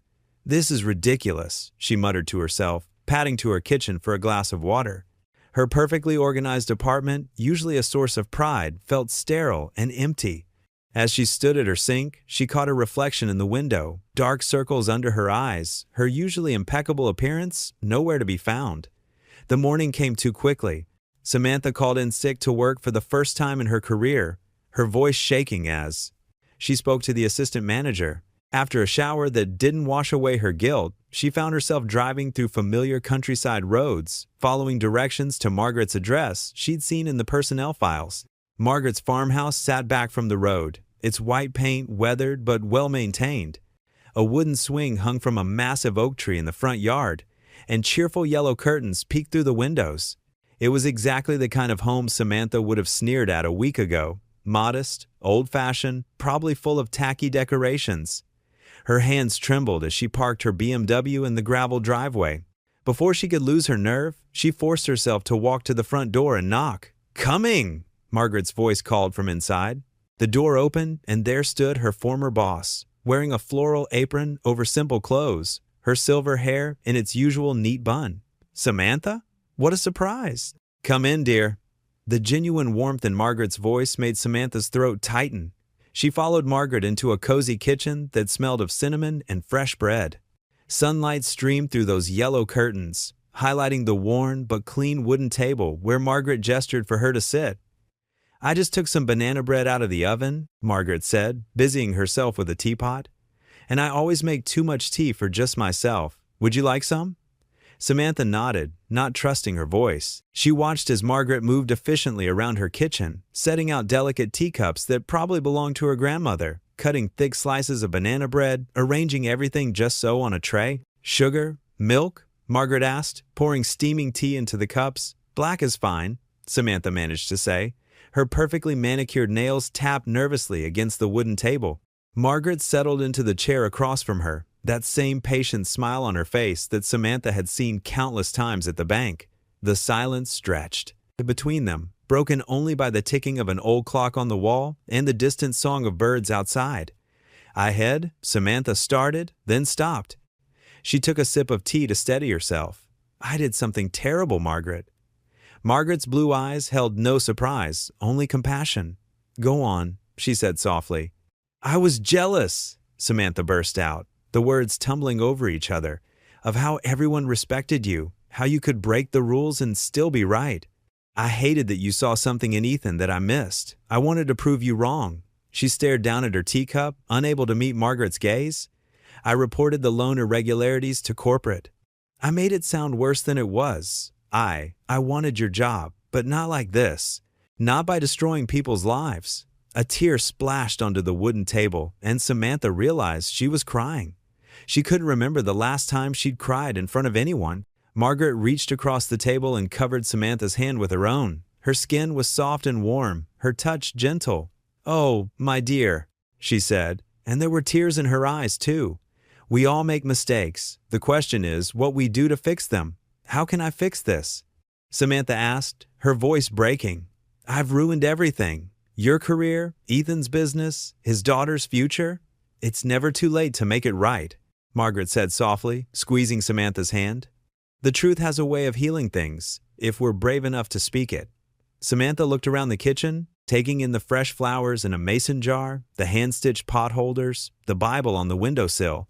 Everything about this place spoke of love, of care, of a life well lived. She thought of her own empty apartment, of all the relationships she'd sacrificed in her climb to the top. "I'm so sorry," she whispered, wiping her eyes with a napkin. Margaret quietly passed her. "I've been so wrong about everything."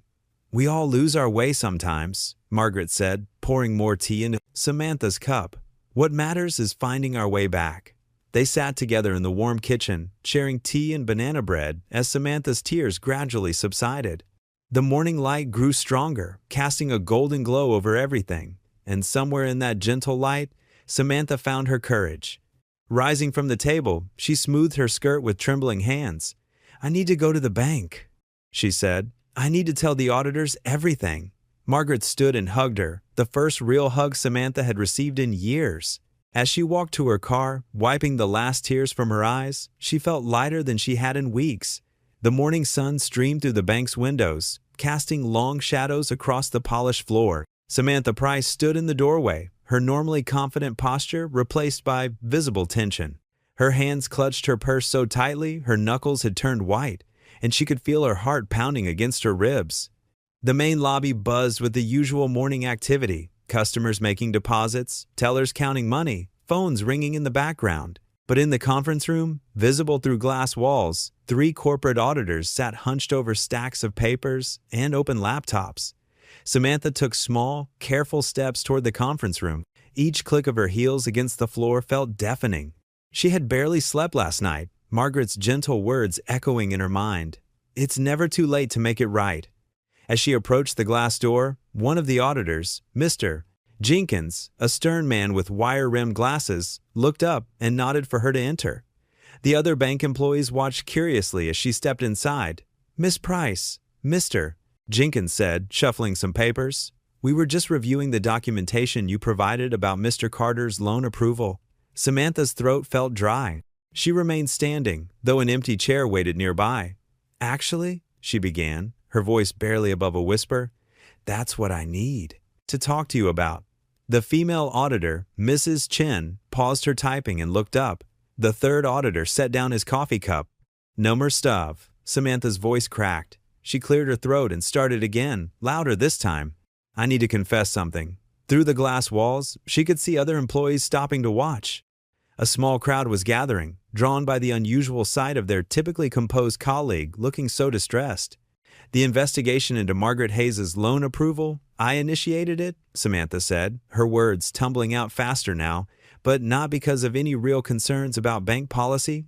I did it because I was proud and prejudiced." The room fell silent. Mr. Jenkins's eyebrows rose above his glasses.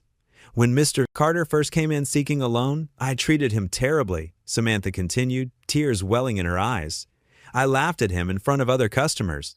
I judged him by his worn jacket and his simple dreams.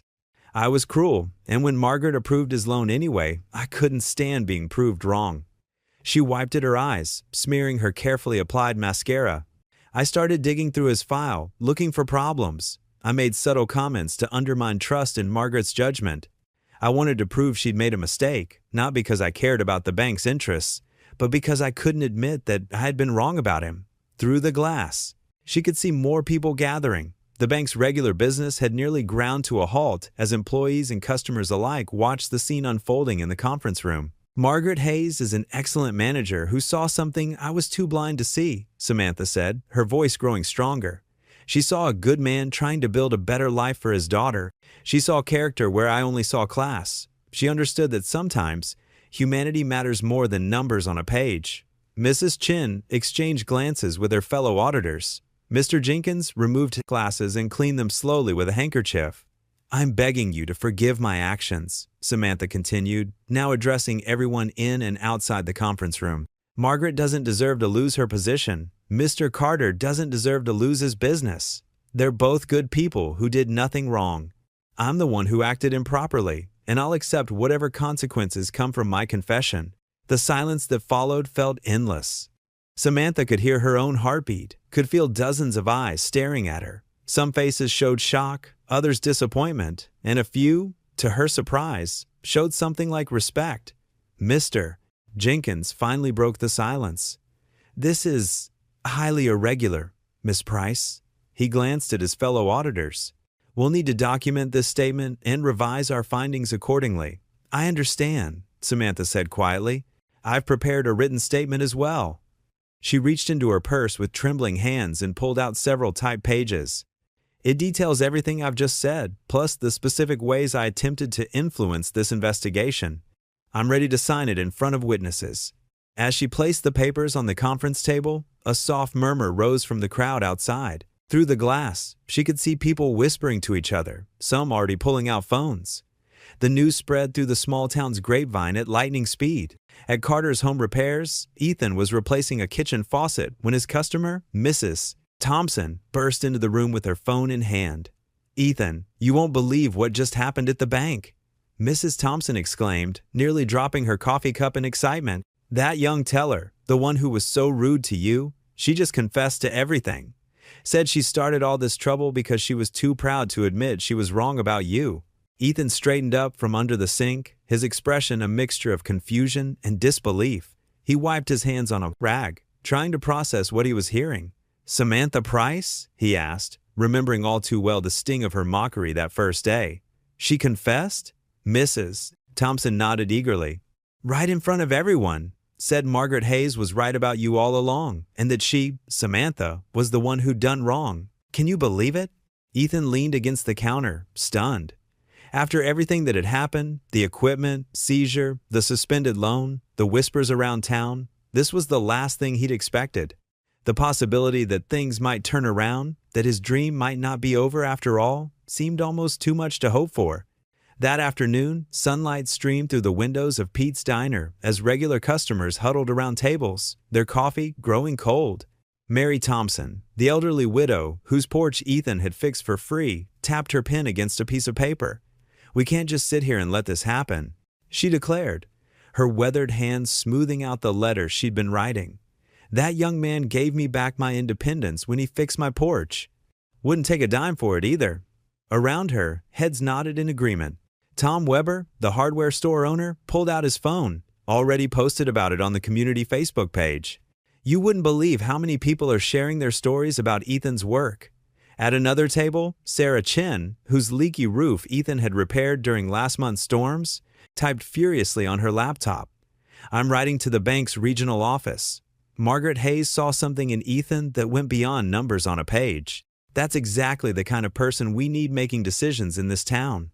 The bell above the diner's door chimed as Commander Jack Phillips from the Veterans Center walked in, his face set with determination. The conversations hushed as he cleared his throat. "Just got off the phone with the center's board," he announced. "We're calling an emergency community meeting. Tonight at 7. That roof repair Ethan did for us saved us thousands of dollars we didn't have. It's our turn to step up for him." The diner buzzed with renewed energy. Betty, the waitress, started passing out blank papers to anyone who wanted to write a letter of support. Outside, people were stopping on the sidewalk to read the hastily made signs in the diner's window. "Community meeting tonight. Support Ethan Carter and Margaret Hayes." At the Veterans Center, volunteers arranged folding chairs in neat rows. The old building, with its fresh repairs still visible on the roof, seemed to stand a little prouder. Commander Phillips set up a table near the entrance with a petition already bearing dozens of signatures. "Margaret Hayes believed in second chances," he muttered as he straightened the papers. "Well, this town believes in them too."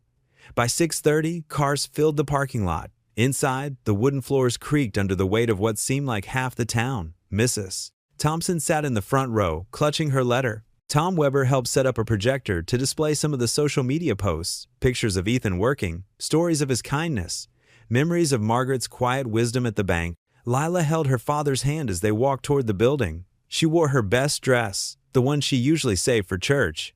Ethan had combed his hair neatly and put on his only tie, though his hand shook slightly as he adjusted it. "Look, Daddy," Lila whispered, pointing at the crowd gathering outside the entrance. "All these people came for us?" Ethan squeezed her hand, unable to speak past the lump in his throat. As they approached, Commander Phillips stepped forward to greet them. "Ethan," he said warmly, "we've got something to show you."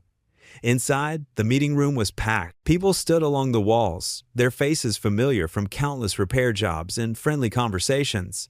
Mrs. Thompson waved from her seat, and Tom Weber gave him a thumbs up from near the projector. Commander Phillips guided them to 2 chairs reserved in the front row. On the screen above, images cycled through, Ethan fixing Mrs. Thompson's porch, working on the Veterans Center roof, teaching local kids basic tool safety at the summer fair. "Friends," Commander Phillips addressed the room, his voice carrying to the back, "we're here tonight because 2 people in our community need our help. Margaret Hayes saw potential where others saw risk. Ethan Carter proved her right with every nail he hammered and every roof he fixed." The crowd murmured in agreement. He held up a thick stack of papers. "We have here over 200 signatures demanding the bank reinstate Margaret Hayes and restore Ethan's loan. But more than that, we have stories. Mrs. Thompson, would you like to start?" The elderly widow stood slowly, unfolding her letter with careful hands. "When my porch was falling apart, I couldn't even get my mail without fear of falling. Contractors wanted thousands I didn't have. Then Ethan showed up one morning with his tools and a smile. He worked through his lunch break to fix it, and when I tried to pay him, he just said, 'Your chocolate chip cookies are payment enough.'" More stories followed. The young couple whose nursery Ethan had childproofed at cost. The school janitor whose broken water heater Ethan replaced on a Sunday evening. Each tale drew nods and voices of support. Sarah Chin stood up, her laptop open. "I've been collecting these stories online. Over 50 people have written in just today. The bank needs to see that their numbers can't measure the impact of kindness and hard work." Commander Phillips raised his voice over the growing excitement. "We're sending these letters and signatures to the bank's regional office tonight. But more than that, we're showing them what community really means." Lila tugged on her father's sleeve. "See, Daddy, they all know you're a good person, just like Miss Margaret said." Ethan looked down at his daughter, then around at the room full of familiar faces. These were more than customers. They were neighbors who'd become friends, people who'd trusted him with their homes, who'd recommended him to others, who'd believed in him just as Margaret had. The crowd broke into spontaneous applause, some standing, others calling out words of encouragement. Commander Phillips raised his hands for quiet. "This isn't just about business," he declared. "It's about doing what's right." Margaret Hayes saw the heart of a good man trying to build a better life for his daughter. We've all seen that heart in action, and we're not going to let it be broken by cold corporate policies. More cheers filled the room. Ethan felt Lila's small hand slip into his, and for the first time since receiving that formal letter, his smile came easily. The warmth of community support wrapped around them like a protective blanket, and in that moment, surrounded by friends and neighbors, hope flickered back to life in his heart. The applause grew louder, echoing off the newly repaired roof above them. Ethan stood, Lila beside him, as their community rose to its feet in a standing ovation, not for what he'd lost, but for what they would help him rebuild. The morning sun cast long shadows across Main Street as a sleek black sedan pulled up in front of Midland Savings Bank. Harold Bennett, the regional director, stepped out, adjusting his tie. At 65, with silver hair and kind wrinkles around his eyes, he carried himself with the quiet authority of someone who'd seen every kind of banking crisis imaginable. Inside the bank, employees straightened their desks and whispered nervously. Samantha Price stood near her counter, hands clasped tightly together. The weight of her recent confession still hung heavy in the air. "Good morning," Bennett said, his voice warm but professional. "I understand we have quite a situation to untangle here." The bank staff watched as he made his way to Margaret's empty office. He spent an hour reviewing files, occasionally glancing out the window at the town square where Ethan's truck used to park each morning. Around 10 o'clock, Bennett emerged and asked, Could someone direct me to the Veterans Center? I'd like to see this roof everyone's talking about. The drive to the Veterans Center took only 5 minutes. As Bennett's car pulled into the parking lot, he noticed the fresh paint and neat flower beds along the walkway. The roof, Ethan's last major project before the equipment seizure, stood out with its even lines and careful craftsmanship. Inside, the center hummed with activity. A dozen veterans gathered for their morning coffee club, and the sound of friendly conversation filled the air. Commander Roberts, a retired Marine with a silver crew cut, approached Bennett with an outstretched hand. "We've been expecting you, sir," Roberts said, "hoping you might want to hear our side of things." Bennett nodded, taking in the clean, well-maintained space. "I'm all ears, Commander." For the next hour, veteran after veteran stepped forward to share stories about Ethan Carter. They spoke of his careful work, his fair prices, and most importantly, his character. A World War II veteran named Frank, leaning on his cane, described how Ethan had fixed his porch steps for free when he couldn't afford the repair. "That young man," Frank said, his voice thick with emotion, "he reminded me of the boys I served with. Quiet strength. Does what needs doing without making a fuss." Bennett listened intently, taking notes in a small leather notebook. He asked thoughtful questions about timing, quality, and follow-through, but mostly, he just listened. Around noon, several townspeople arrived, having heard the regional director was visiting. Sarah from the diner brought coffee and sandwiches.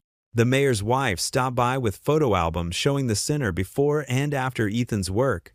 Each person had a story to tell about, either Ethan's work ethic or Margaret's wisdom in giving him a chance. "Would you like to see some of his other projects?" Commander Roberts asked. Bennett checked his watch and nodded. "Show me everything." They drove through town in Bennett's sedan, stopping at various homes and businesses where Ethan had worked. At each stop, owners came out to praise the quality of his repairs. Mrs. Henderson, an elderly widow, showed them her restored front porch where Ethan had replaced rotting boards and built a sturdy handrail. "That man," she said, patting the railing, "he didn't just fix my porch, he gave me back my independence."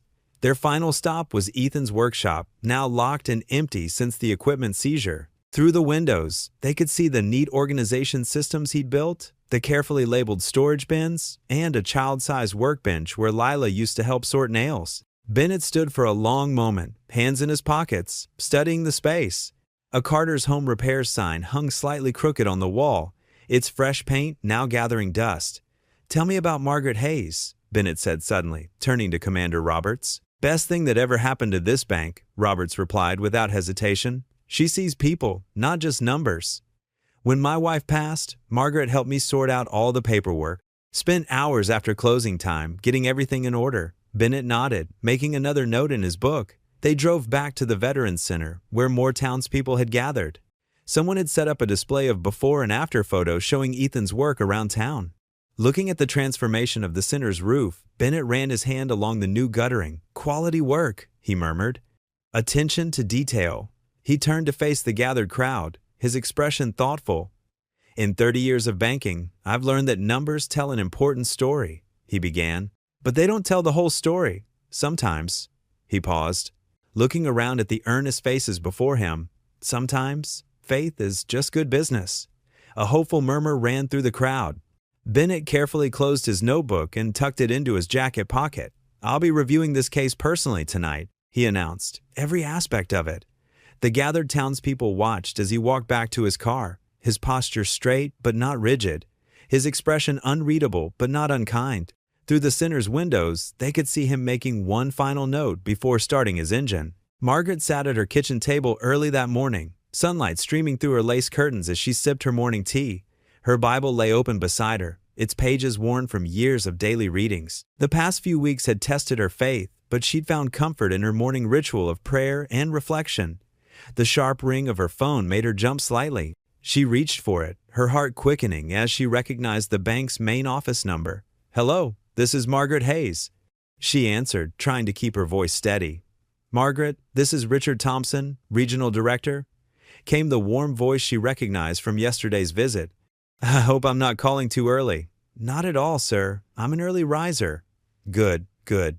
There was a pause, and Margaret held her breath. "Well, I won't keep you in suspense. I spent most of last night reviewing everything. The loan documents, the community letters, the business performance metrics, and of course, Miss Price's statement. Margaret's fingers tightened around her teacup. Margaret, I want you to know that effective immediately, your suspension is lifted. Furthermore, your original decision regarding Mr. Carter's loan is fully reinstated. The teacup clinked against its saucer as Margaret's hand trembled. Tears welled in her eyes as relief flooded through her. Thank you, sir, she managed to say, her voice thick with emotion. No, Margaret, thank you. In fact, I've just sent out a company-wide memo using this situation as a case study in values-based leadership. Your instinct to look beyond the numbers and see the human potential? That's exactly what banking should be about. Margaret dabbed at her eyes with a napkin. I just did what I felt was right, sir. And that's precisely why we need more leaders like you. I'd like you to help develop a training program based on this experience. Would you be willing? Of course, Margaret replied, thinking of all the other Ethans out there who just needed someone to believe in them. After ending the call, Margaret stood by her window, watching the morning light paint the sky in brilliant pinks and golds. Thank you, Lord, she whispered, tears of gratitude rolling down her cheeks. Thank you for showing me the way. Within an hour, the news had spread through the small town like wildfire. As Margaret drove to the bank, she noticed people waving and smiling at her from the sidewalks. Mrs. Henderson from the flower shop even ran out to give her a quick hug. The bank lobby fell silent when she walked in, then erupted in applause. Her staff gathered around, offering congratulations and welcome back hugs. Even Samantha approached, her eyes downcast but sincere. Mrs. Hayes, Samantha said quietly, I'm so sorry for everything.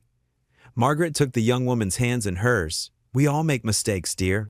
It's what we learn from them that matters.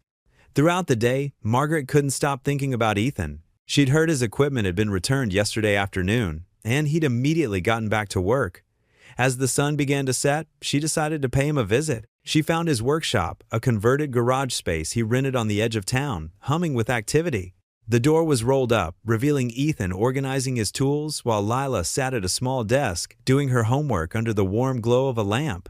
When Ethan looked up and saw her standing there, he immediately set down the wrench he was holding. Mrs. Hayes, he said, his voice full of emotion. I hope I'm not interrupting, Margaret said, stepping into the workshop. Lila jumped up from her desk. Mrs. Hayes, she exclaimed, running over to give her a hug. Daddy said you helped save his business. Margaret hugged the little girl back, then looked at Ethan. Your daddy saved his own business, sweetheart. He just needed someone to give him a chance. Ethan walked over, shaking his head. You did so much more than that. His voice cracked slightly. You believed in me when nobody else would. You risked your career for a stranger. Not a stranger, Margaret corrected gently. I saw a good man trying his best to build a better life for his daughter. That's someone worth believing in. They looked at each other for a moment, understanding passing between them. Then Ethan stepped forward and wrapped Margaret in a tight hug. She hugged him back, feeling the same kind of pride she imagined she would have felt if he'd been her own son. Thank you, he whispered, his voice thick with emotion, for everything. They stayed like that for a long moment while Lila watched with a bright smile.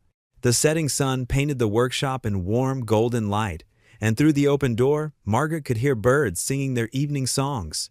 In that moment, she felt God's presence more strongly than ever, reminding her that sometimes the greatest acts of faith were simply believing in the goodness of others.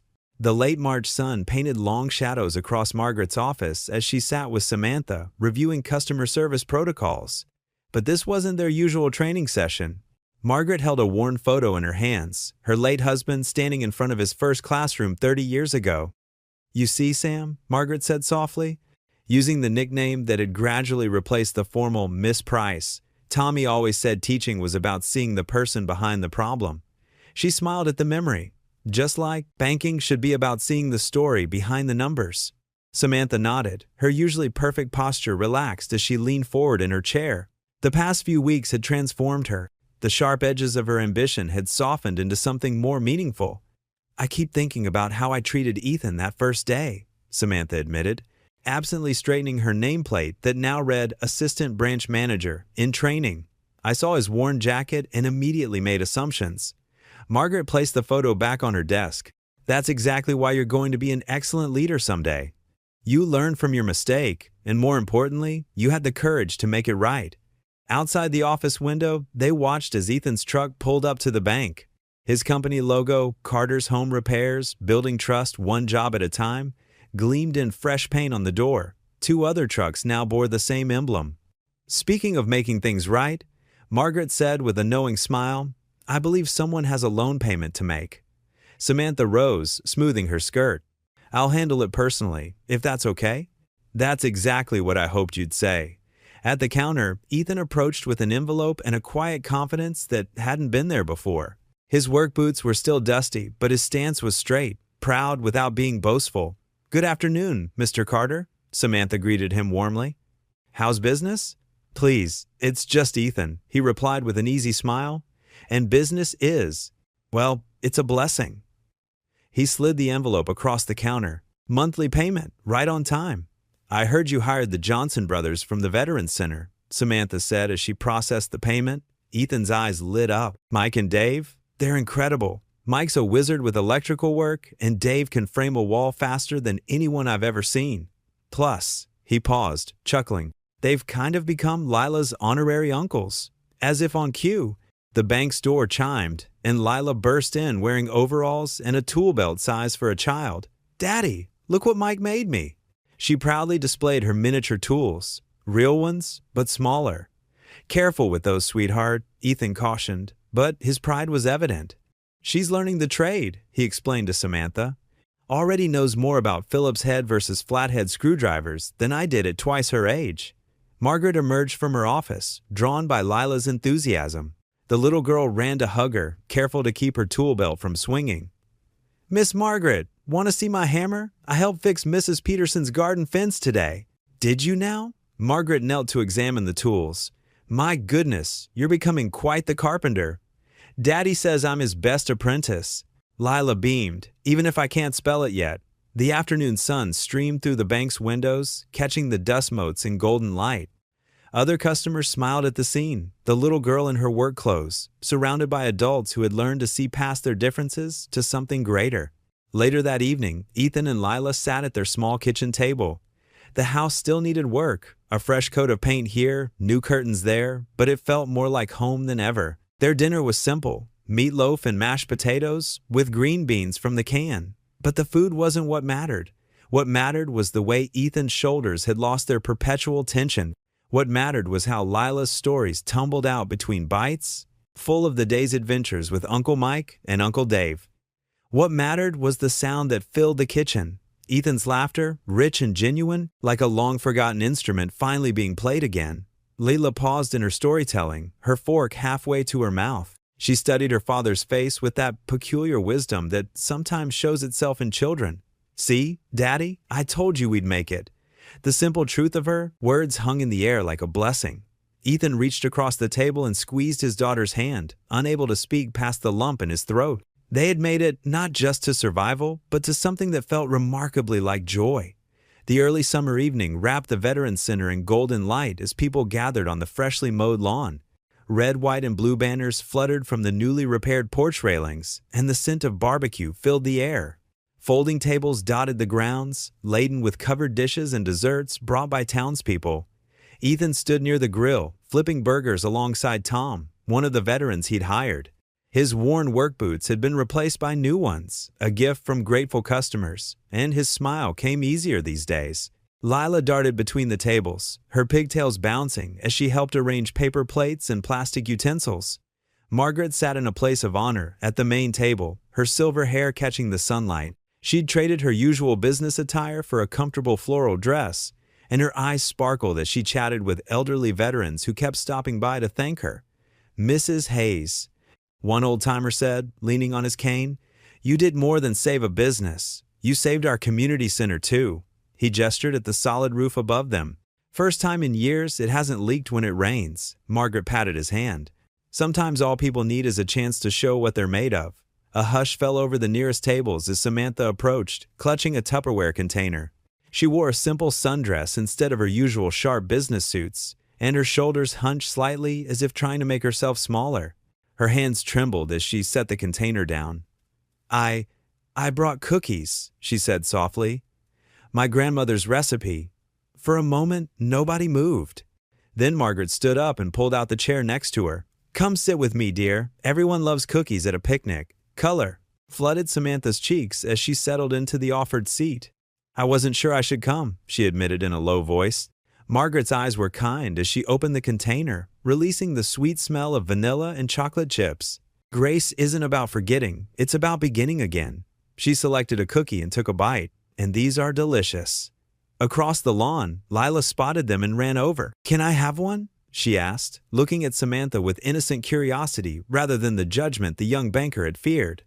"Of course," Samantha said, her voice catching. She held out the container, and Lila grabbed 2 cookies. "Thanks. Want me to take some to my dad?" Before waiting for an answer, she was off again, weaving between groups of people. The tension began to ease as more people approached for cookies, each interaction helping to bridge the gap between past and present. Samantha gradually relaxed, even managing to laugh at one veteran's jokes about bank vaults. As the sun began to sink toward the horizon, Tom struck up some music on his guitar. Other veterans joined in with harmonicas and an old fiddle, their tunes ranging from patriotic songs to folk melodies. Children danced on the grass while adults tapped their feet and sang along. Ethan finished at the grill and made his way over to Margaret's table, carrying 2 plates loaded with burgers and sides. He set one in front of Margaret and, after a moment's hesitation, the other in front of Samantha. "Thank you both," he said simply. "For different reasons, but both important." Samantha blinked rapidly, looking down at her plate. "I don't deserve. You told the truth when it mattered most," Ethan interrupted gently. "That counts for a lot in my book." Margaret reached over and squeezed Samantha's hand. Around them, the music swelled as more people joined in, singing "God Bless America." Lila's clear voice rang out above the others, slightly off-key but full of joy. The sky darkened to deep blue, and someone shouted, "Time for the fireworks." People began spreading blankets on the grass or settling into lawn chairs. Ethan found Lila in the crowd and scooped her up onto his broad shoulders. She squealed with delight, her small hands resting on his head. The first rockets whistled skyward, bursting into brilliant red and gold sparks. The crowd oohed and awed as more followed, painting the night with cascading colors. The booms echoed off the center's restored roof, and the light played across faces turned upward in wonder. Margaret watched Ethan and Lila's silhouettes against the illuminated sky, their matching smiles bright enough to rival the fireworks. Samantha sat quietly beside her, peace finally settling into her features as she witnessed the beauty of second chances. Another burst of fireworks lit up the night, and cheers rose from the gathered crowd. The sound of celebration mixed with the lingering notes of music, the shared laughter of neighbors, and the quiet whispers of prayers answered, all rising together into the star-filled summer sky. The bell above the bank's entrance chimed softly as Ethan Carter pushed through the heavy glass doors, shaking snow from his new winter coat. The lobby of Midland Savings Bank gleamed with recent renovations, fresh paint on the walls, polished wooden counters, and holiday decorations that sparkled under modern lighting fixtures. He paused just inside, taking in how different everything looked from that desperate morning a year ago. The memory of walking in here with trembling hands and a folder full of dreams felt like another lifetime. "Good morning, Ethan," Samantha Price called out from her desk, her smile genuine and warm. Gone was the cold superiority that had once defined her. Instead, she carried herself with a gentle confidence that put customers at ease. "How's Lila doing with her school play?"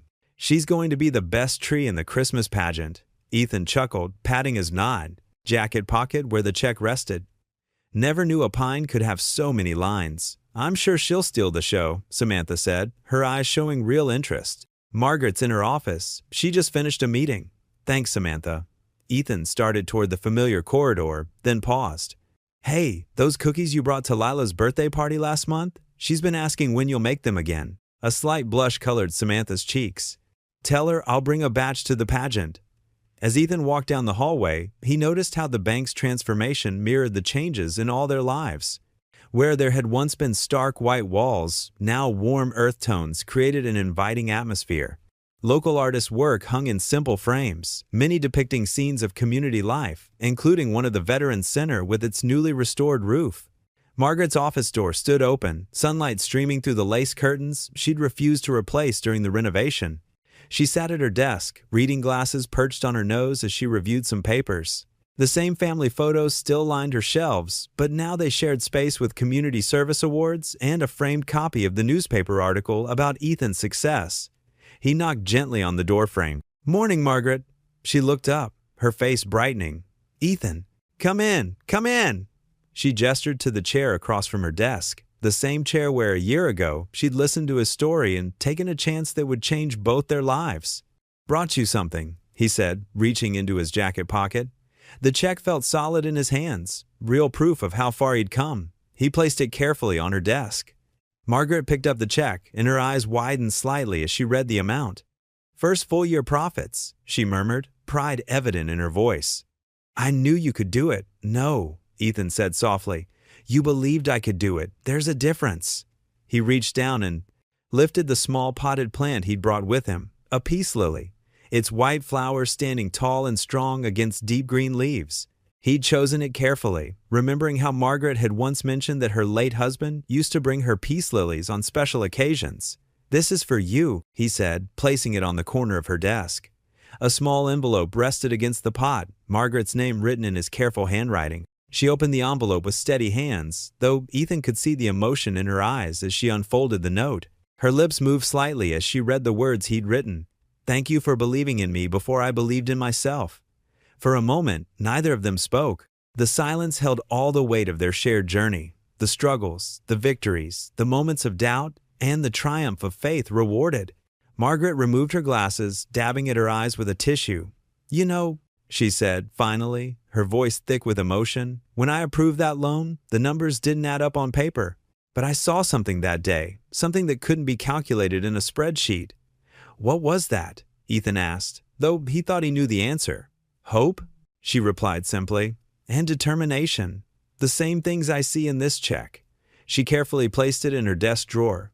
"But more importantly, I see them in how you've helped rebuild this community, one repair at a time." Ethan nodded, thinking of all the homes he'd fixed, the families he'd helped, and the 2 veterans he now employed. "It was never just about the repairs, was it?" "No." Margaret smiled, touching one of the peace lily's leaves. "It was about rebuilding faith, in ourselves and in each other." A comfortable silence fell between them, broken only by the distant sounds of customers in the lobby and the gentle hum of the heating system pushing back the winter chill. Through the window, snow continued to fall, each flake a tiny reminder of that first morning when a desperate father had walked into this bank with nothing but dreams and determination. Margaret carefully positioned the peace lily where sunlight would reach its leaves. "You know," she said, "I think this is exactly what this office needed." "What, a plant?" Ethan asked. "No," she replied, looking at him with motherly affection. "A reminder that sometimes the best investments we make aren't in things we can count." The snow outside was falling harder now, but inside Margaret's office, warmth and gratitude filled every corner. The peace lily stood as a quiet testament to their shared journey, its white flowers reaching upward, like hands raised in celebration or perhaps in prayer. Margaret stood by the window of her office, her weathered hand resting on the cold glass as she watched Ethan and Lila's figures move through the gently falling snow. The streetlights cast a warm, golden glow on the white dusted sidewalk, creating soft halos around their forms as they walked together down Main Street. Lila skipped every few steps, her red mittens reaching skyward as she tried to catch snowflakes on her tongue, her laughter carrying on the crisp winter air. Ethan carried a small paper bag from Murphy's Bakery down the street, their weekly tradition now, a treat to celebrate another successful week of his thriving handyman business. The sight brought a warm smile to Margaret's face, the kind that started deep in her chest and spread outward like ripples on still water. She fingered the note Ethan had left her earlier that afternoon, the paper simple and unadorned, nothing fancy about it. But the words carried more weight than any official bank document she'd ever handled in her 30-year career. The handwriting was careful, deliberate, the script of a man who chose his words with the same precision he used to fix broken things. She carefully tucked it into her purse, planning to add it to her growing collection of precious memories in the special drawer of her desk at home, right next to the photo of her late husband and the thank you cards from other customers whose lives had been touched by a moment of unexpected kindness. The empty bank lobby echoed with her footsteps as she moved about, straightening chairs and tidying up for tomorrow's business. The cleaning crew had already come and gone, leaving behind the fresh scent of lemon polish that mixed with the lingering aroma of coffee from the break room. Through the tall windows that lined the front of the building, she could see Main Street transformed into a winter wonderland, with Christmas lights still twinkling in shop windows despite it being well past the holiday season. The town council had decided to keep them up through February, a small rebellion against the dreariness of winter that Margaret heartily approved of. She paused at Samantha's desk, now neat and organized in a way that spoke of newfound purpose rather than mere efficiency. Such a remarkable change from a year ago, when the young woman's workspace had been a fortress of cold professionalism. A small framed quote sat next to the computer monitor: "Kindness matters more than being right." Margaret smiled, remembering the day Samantha had brought it in, her cheeks flushed with embarrassment and determination.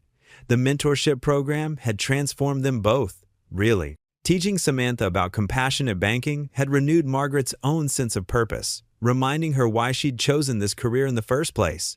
Not for the numbers, but for the people behind them. Moving toward the break room, Margaret paused to adjust the community bulletin board where local businesses posted their services. Ethan's simple business card was there, printed on sturdy cardstock. Carter Handyman Services, fixing what's broken, building what matters. Beneath it, testimonials from satisfied customers told the story of a man who did more than repair leaky faucets and squeaky hinges. He restored faith in honest work and genuine care. In the break room, Margaret washed her favorite coffee mug, the one with the faded inscription, "World's Best Teacher," a gift from her husband's students years ago that she couldn't bear to retire. She placed it back in its designated spot on the shelf. The room still held echoes of that morning's celebration, crumbs from the congratulatory cake they'd shared to mark Ethan's successful first year, the sound of applause when he'd opened his books to show them the steady growth, month after month.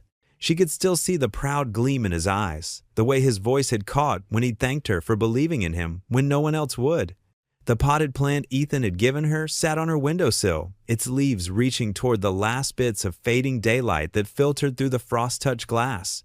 It was a peace lily, symbolic, she thought, of the peace that comes from doing what's right, even when it's hard, especially when it's hard. The plant had grown remarkably in the past months, its glossy leaves a testament to the care she lavished on it, much like the attention she'd given to nurturing the community connections that had blossomed from one simple act of faith. Margaret gathered her coat and scarf from the wooden rack by her office door, wrapping them snugly around herself. The wool scarf had been a Christmas gift from Lila, hand-knitted with uneven stitches that made it all the more precious. Through the window, she could still make out Ethan and Lila in the distance, now turning the corner toward Maple Street, where their small rental house sat, nestled between towering oak trees. Their footprints in the fresh snow marked their path, a trail of purpose and belonging that would soon be covered by new falling flakes, nature's way of giving everyone a fresh start every single day. She thought about the ripples their story had created throughout the community, spreading outward like the circles. From a stone dropped in calm water, the Veterans Center was thriving now, its roof solid and its heating system humming efficiently thanks to Ethan's skilled hands and generous heart. He handled all their maintenance needs at reduced rates, understanding what it meant to serve those who had served others.